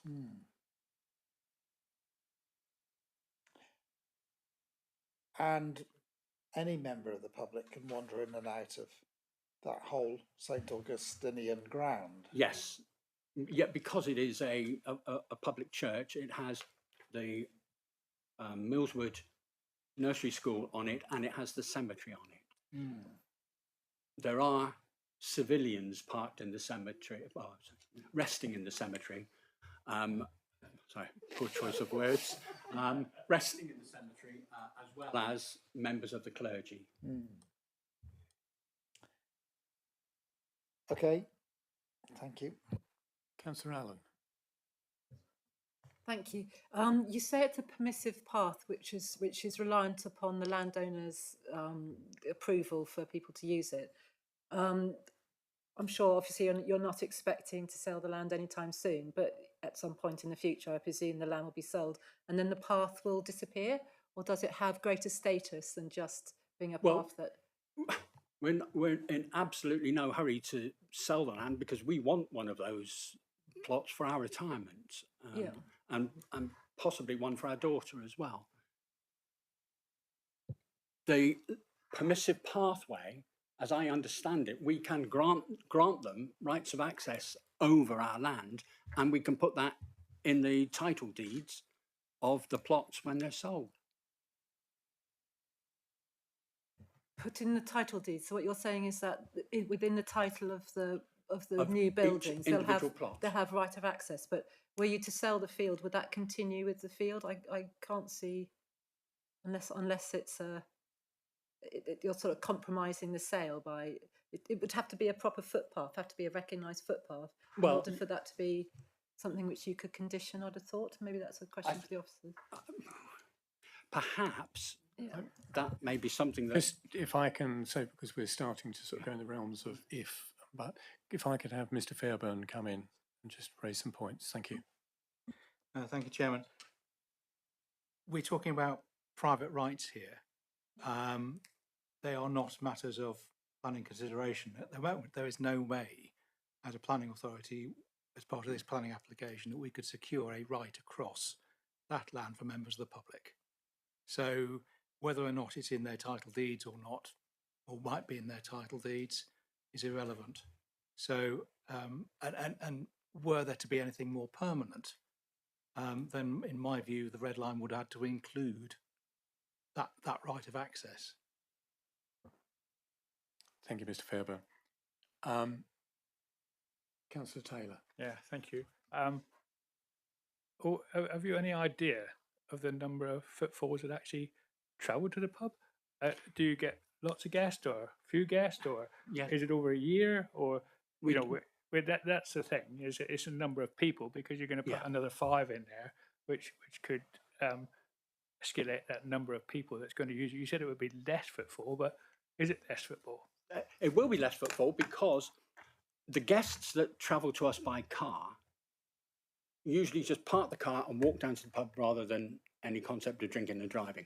Occasionally, if they ask for somewhere nicer to go, and we give them recommendations of nicer pubs. But most of our guests go down there if they're not down visiting family. If they're visiting family, they walk usually through the church grounds down into Ivybridge so they can have a drink. Now, occasionally we have guests, but we don't have cars because we are used by 3 walking companies for guests who walk out from Ivybridge. They're doing the Two Moors Way or the Earnplem Trail, or they're now also doing the Dartmoor Way. And those guests all go down to the pub. We've got 8 high-vis vests, so the most that would go down is 8 of an evening. And I would say on a weekly average, we're probably 12, 14 guests that will go down, usually couples or groups of walkers. Walkers are one of our biggest business interests because there's very little else around. Oh, you're right. Yes, yeah. Thank you, Mr. Murphy. Thank you. Any further questions? If not, thank you, Mr. Murphy. Thank you. We do not have any further speakers on this application, so we will move into the debate on this. Do I have anybody who will open the debate on this? Councillor Pannell. Yes, we were asked about the experience of those who went on the site visit. I've known this road for over 50 years. I know almost every lane within about 4 or 5 miles of Ivybridge, and this particular spot is one I consider to be one of the most hazardous to drive on, and certainly even more hazardous to walk on. I've seen at least 2 accidents on that narrow strip of road, particularly on the corner that we talked about where Cadley Lane goes down to the Hunting Lodge pub. I've had a near miss there. Traffic does come down there at quite a speed. And as we saw from the photographs, there are stone walls on either side. There's no refuge for pedestrians. And often you will get 2 vehicles approaching each other at considerable speed, and they can't always stop. I think the danger might be lessened if another route was being able to be formulated, but I don't think the applicant can hold the owners of the St Austin's Priory to the future, because we don't know how long they will be there, whether they will want to maintain public access. There is no way that that right of access can be secured, as far as I can see, without a legal agreement. And without that, I feel very strongly that this is a highly dangerous route. I wouldn't want to see children, teenagers, if teenager has a friend in Ivybridge, which they're quite likely to do, they're going, if their parents can't take them to round to their friend's house, they will walk and they will have to use that road. And I think it's a highly dangerous road for pedestrians. I really can't support this application because of the highways implications. I think other aspects of it are fine, but the access is just too dangerous, and it would be on our consciences if we permitted this and then there was to be a bad accident. Thank you. Councillor Allen? I think Councillor Pennell has answered the question I hadn't asked. Thank you. Councillor Nix? Yes, I mean, I applaud the applicant for the affordable housing that this would provide, but I'm really concerned about the access and the walking to school for any children, etc., along the dark lanes down there. It's not great at the best of times. And also the fact that a lot of churches and abbeys and that are closing their gates at night now for safety purposes. So any chance of sort of using that might well not be allowed because the gates are all locked. So I can't see that that's an option or a what's the word I'm looking for? My words aren't coming today. Rationale for the walking to take people off the road. Thank you. Councillor Bonham? Yeah, thank you, Chair. Before I make my remarks, can we go to the summary of the suggested reasons for rejection, if you don't mind, please?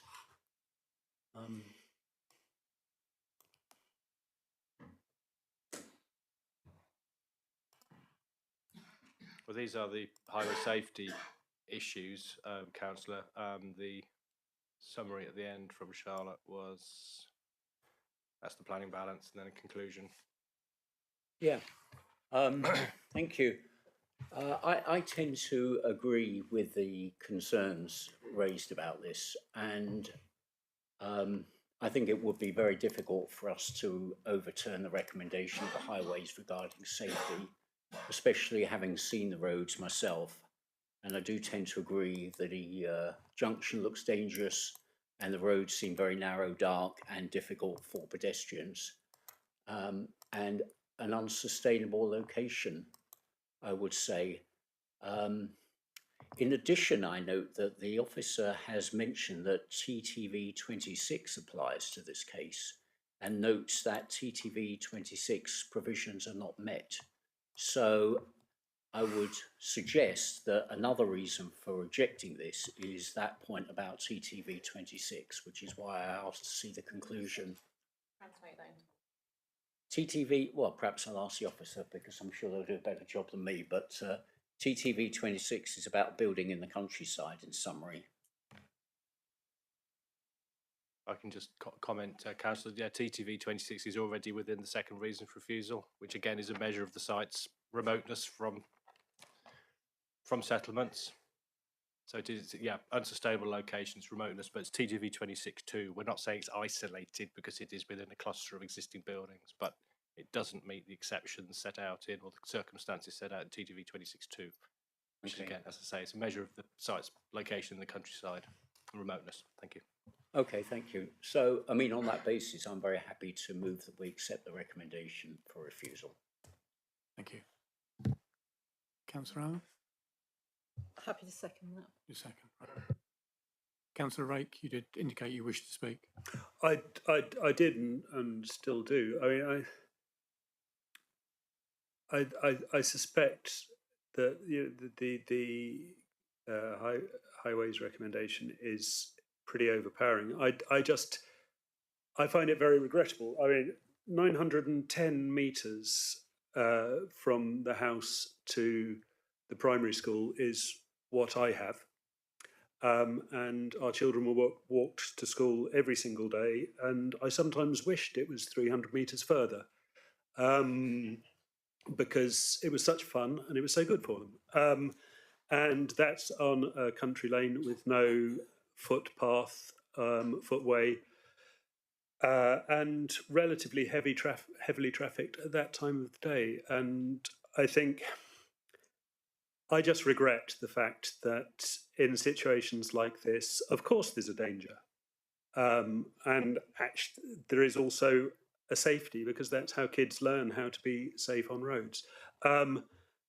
There is a danger, and I absolutely recognise that, but it always sticks in my craw somewhat when we address the danger by constraining the threatened rather than addressing the threat. And I think that is the tendency here, and it is the world we live in. And I think that drivers, let's not beat around the bush, are ill-educated in the vulnerabilities of other road users. And I think, unfortunately, the trend is towards reinforcing that, but we can't make this, I concede that the highways case is, in the context of that world, is overwhelming, but I do regret it. Thank you, Councillor Rake. Any other comments from members? Councillor Abbott? I think I ought to speak rather than just vote. That, to me, that it's if you're going south and then you're turning towards Ivybridge, that left-hand bend is particularly nasty.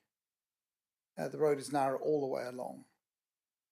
We're told that there's been, Millswood's been there, as the gentleman says, and I don't happen to have seen people walking along Woodland Road. I've seen the odd pedestrian, maybe at the junction with Stibb Lane, which is just to the right. It's on the edge, it's on the map there. And I suppose that's a sort of a country wandering lane. But really, I haven't seen people on Woodland Road, and it just worries me. I absolutely agree with Councillor Rake that the dominance is on vehicular traffic everywhere. I'm sick of it. I want pedestrian crossings and I want 20 miles per hour, but there isn't that at the moment. And I can't bring myself to vote for this just because of that section of road. So, there we go. Thank you, Councillor Abbott. Councillor Domich? I have a question. In that highways have highlighted a problem. Now that they've highlighted the problem, do they then have to do the work to fix that they've got a dangerous road? Like, how does it work? Like, these people can't develop their land because the road is too dangerous.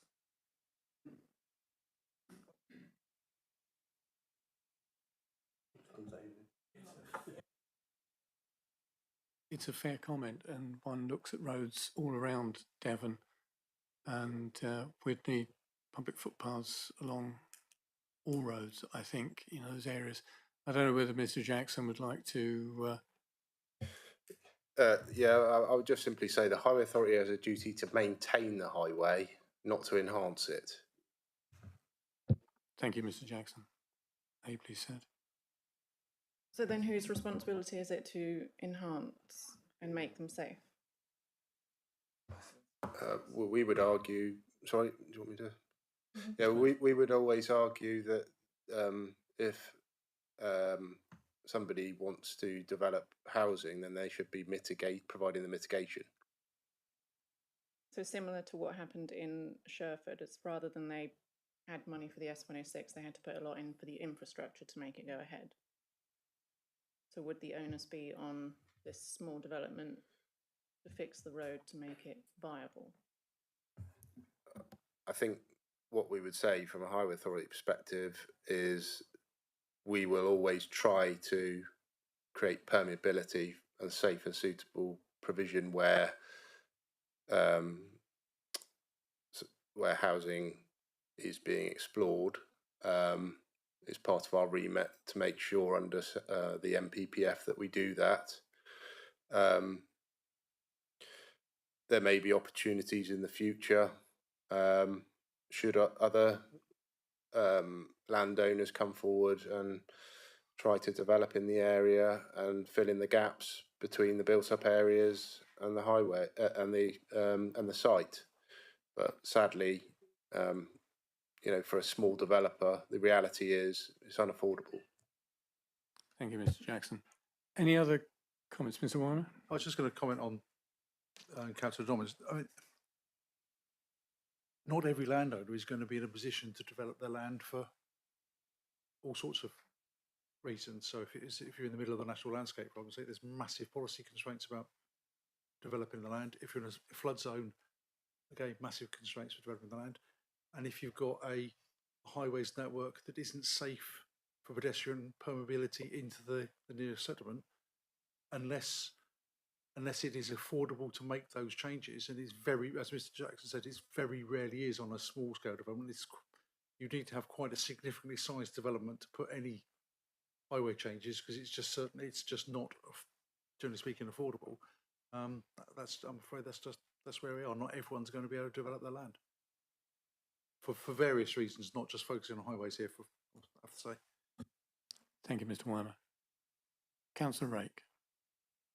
Sorry, Chair, I don't wish to sort of join the highways pylon, but we often hear that, I'm just wondering about the actual data, because we often hear that speed limits can't be adjusted because, or aren't recommended to be adjusted because there isn't adequate crash data for it. Have we got data for accidents on these stretches of road? The data was provided in the highways technical note that was submitted with the application, and from memory there weren't any injury accidents present on the road. But as I said in my response, sporadic rural existing housing doesn't really provide a good benchmark for allowing further development, because, well, we've heard numerous people say it now that are local, that they don't tend to see people walking on this road. If we introduce 5 dwellings, there may be a family with a circumstance in there that requires one of the children to walk because of other commitments in people's lives, that kind of thing, and then we end up with a problem, especially if the worst happens. Thank you, Mr. Jackson. If there are no other comments, we do have a proposer and seconder for acceptance of the officer's recommendation for refusal. I will now take that to the vote. If I can have a show of hands, please, for those for refusal as per the officer's recommendation, please. That's 8 in favour. Thank you, Chair. Those against? None against, Chair. Any abstentions? With 1 abstention. Thank you, Chair. Thank you, members. That application has been refused according to aligning with officer's recommendation. Thank you. Thank you for all those who attended. Thank you. Thank you, Mr. Jackson, for your attendance today. Mr. Whitehead, thank you for stepping in on this one. Thank you.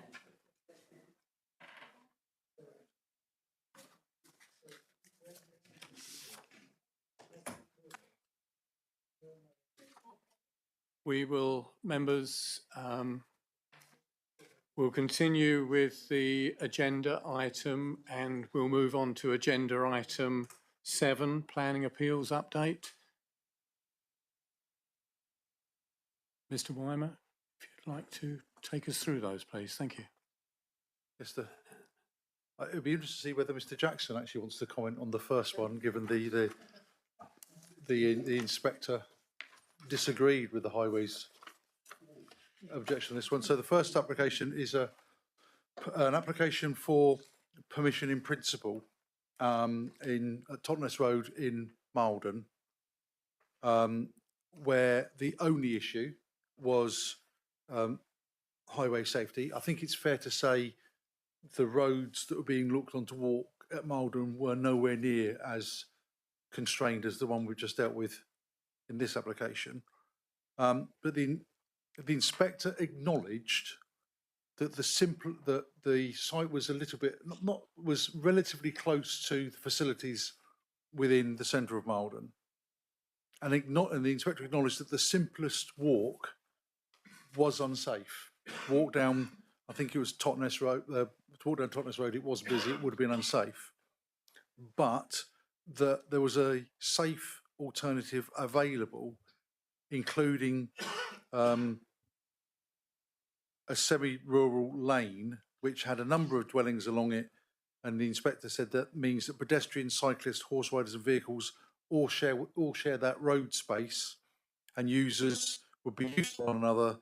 The speed of vehicles are slower, and it offers a realistic and safe and direct route to the facilities.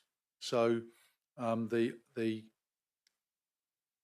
TIV, which I'm certain was shared by Mr. Jackson, was actually, we didn't agree with that. We said that it was a relatively narrow, unlit, no pavement, and we weren't, I don't think we were quite as sure as the inspector that vehicles would slow down, but the permission in principle has been granted for 2 to 3 dwellings, and we'll see what comes in with a detailed consent. I think that's a reasonable summary, Richard. You guys know, yeah.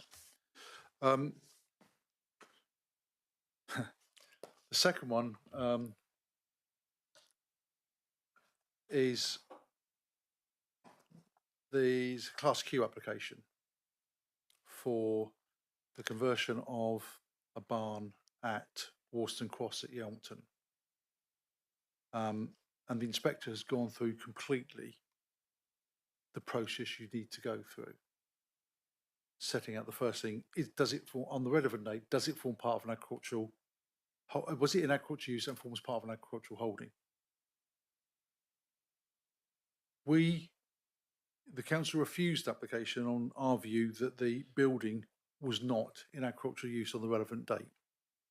It was constructed, if memory says right, it was constructed as a stable. In our view, it was used as a stable, and we had photographic evidence from a previous application that it has been used as a stable. So if it's been used as a stable, it can't be agricultural use. The inspector said there's evidence here that clearly it was a mixed use of, whilst there may be some agricultural activity there, the building doesn't appear to have been, and it was clearly a mixed use of equestrian and agricultural. Therefore, Class Q does not apply because it's not an agricultural building, an agricultural holding. It's not the best one we've had. It's not the best one I've seen, the Class Q. The best one was a West Devon case 3-4 years ago where the neighbours had photographic evidence that said a building on the date was being used for the storage of pianos, which is the most agricultural pianos, of course, but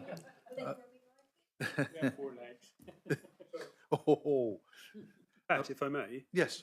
I mean, it might be late in the day, in which case forgive me, but if they had used horse-drawn agricultural implements, would the stable suddenly become an agricultural building? Quite possibly, but I don't believe there was a shy horse in there. That I haven't seen that argument for a while because I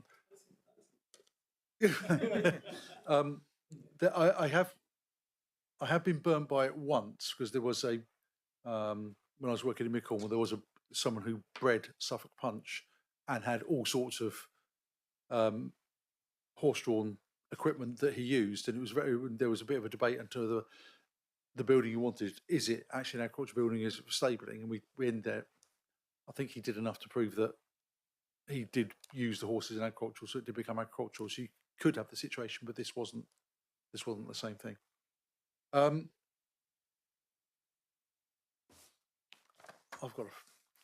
need some assistance from Steve, but I've got a photograph of this one that might help. But I need to join the meeting and all sorts, don't I? Okay.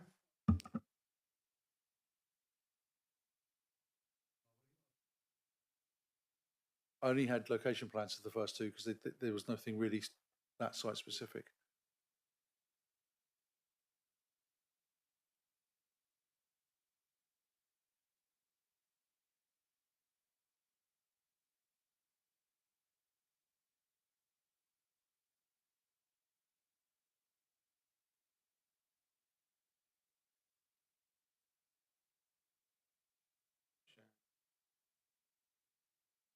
No, I haven't got it open yet. Oh, you haven't got it open yet. Doesn't help, does it? No, it doesn't. No.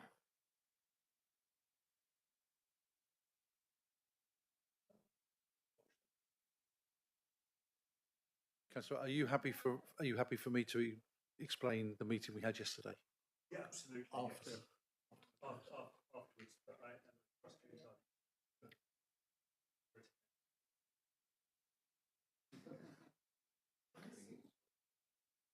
Thank you, Councillor Rake. And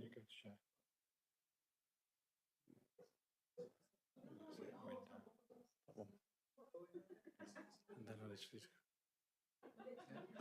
on the screen now. Yeah, I'm just trying to get. Councillor Rake, if you have to go, you have to go.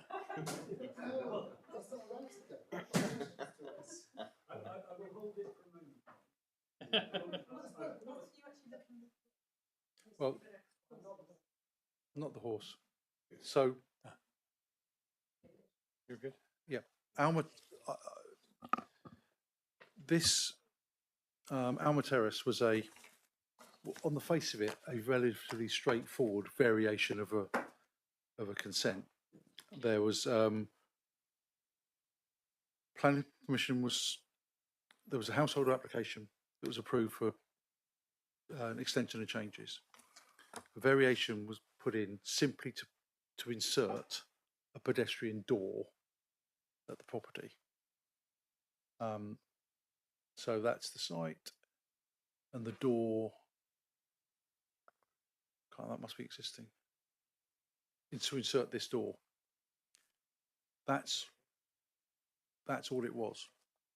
But to use that door, you're constantly going past the neighbour's private, what was previously relatively private amenity area, and the inspector took the view quite clearly that I think this, although my site visit was a snapshot in time, I noted that the decking area serving number 3 contained a table and 2 chairs towards its rear edge, near to number 4's side access door, and the private access route that runs across the decking. Whilst the side door does not contain any glazing, it can be opened at various times for various time periods, and even when not solely used for access purposes, this allows for direct views towards the primary area of number 3's decking and at very close proximity.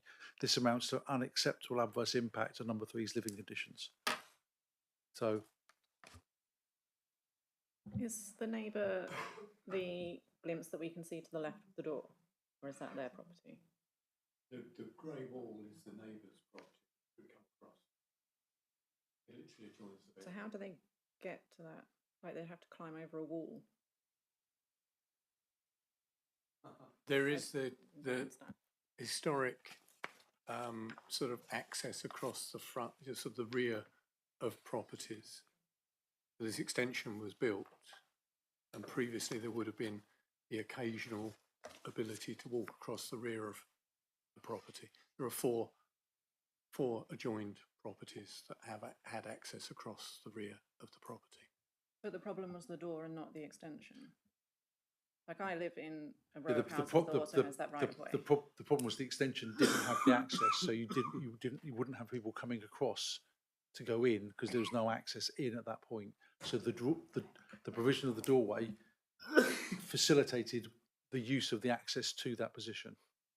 So it wasn't that the extension was blocking the right of No, way. the issue isn't with the extension. The issue is that the use of the access to gain to that door that wasn't there previously.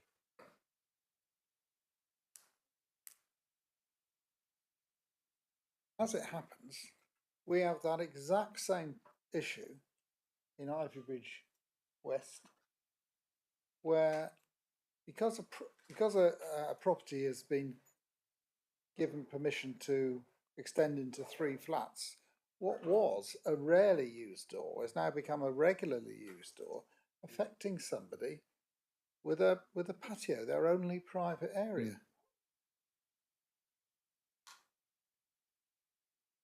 So they could appeal as well. Well, who could appeal? The neighbours? No. Because this appeal was a refusal for that door. There's no third party right of at all, councillor. No third party right of appeal. Sorry, I'm not quite sure what I did say then, but no third party right of appeal.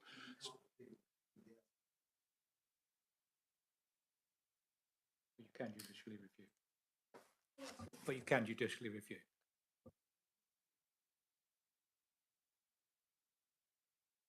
This is one we're going to be discussing in a team meeting, because I think this raises some really interesting questions here.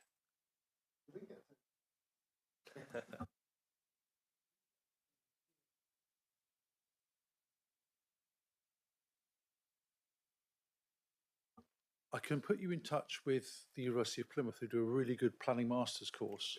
And once you've once you've done that, if we've got a vacancy, I'll more than happily invite you into the team meeting for a team discussion.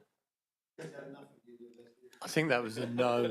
I think that was a no. I think it is quite often we'll more than happily discuss things with members, but there are also times where we need to be able to have officer discussions without.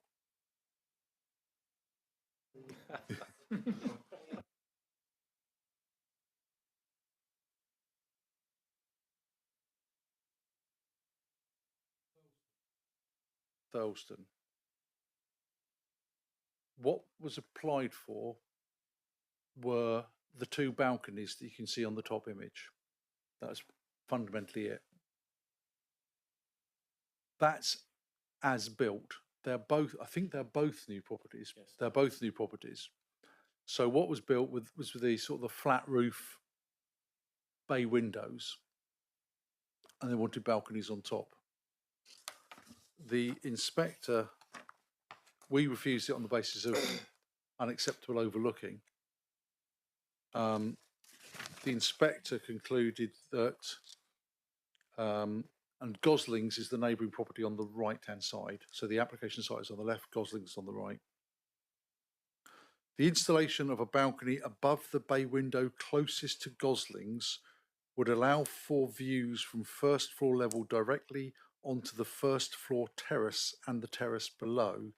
This would result in a reduction of privacy, particularly for the lower terrace, which currently is not overlooked from this side. The elevated nature of the overlooking would be more intrusive than the existing situation. Now, before you ask the question, the inspector goes on to say, I accept that the first floor level terrace at Goslings presents some existing overlooking of Kinnesy, which is the application site. However, this is an existing situation which was in place at the time both houses were granted permission, whilst the fact that the first floor terrace of Goslings facing towards Kinnesy may be a material consideration, in my view, the loss of privacy would still be contrary to policy. I think they're both built the same. I think they're both the same application. So when these were granted permission, the permission was granted with that terrace there. So whoever built the other one, or they were first occupied, it was in the knowledge of that, what the situation is. It wasn't something that was then granted permission after the event.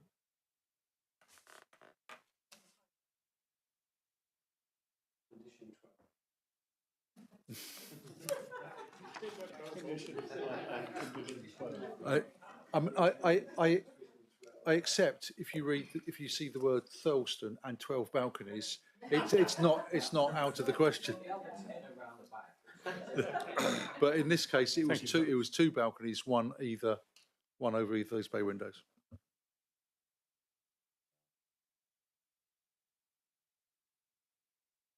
Yes, there was one balcony. It was two balconies. One. So, over each. sorry, just to confirm, yeah, I'm asking if they asked for a balcony on the left-hand side. Yes, they did. Yes, that was the submitted plan. So one over each. And what was the view on the left-hand one? There was no issue with the one on the left-hand one, but because you can't do a split decision, you can't approve one element of a plan and refuse the other element.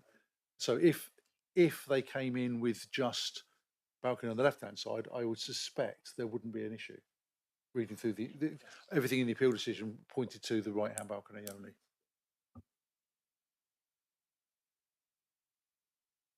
Anyway, thank you for that. Elsewhere, we've required opaque glass to go up the side of the balcony.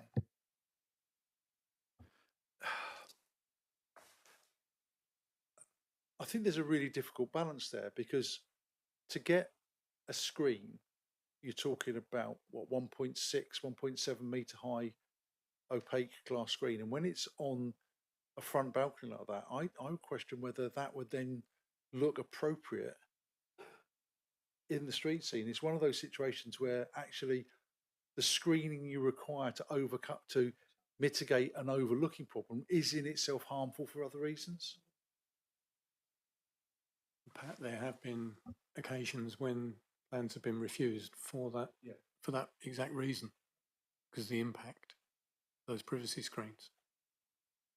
Pat, I think that's all of the appeal decisions. Yep.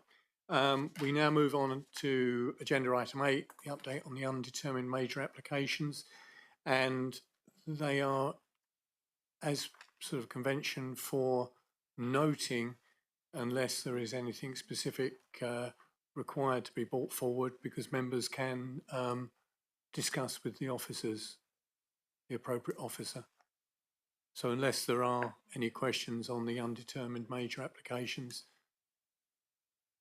if not, from that point of view, we have concluded all the business for today's Development Management Committee meeting. And unless anybody has any particular questions, I will close the meeting now. Thank you. Well,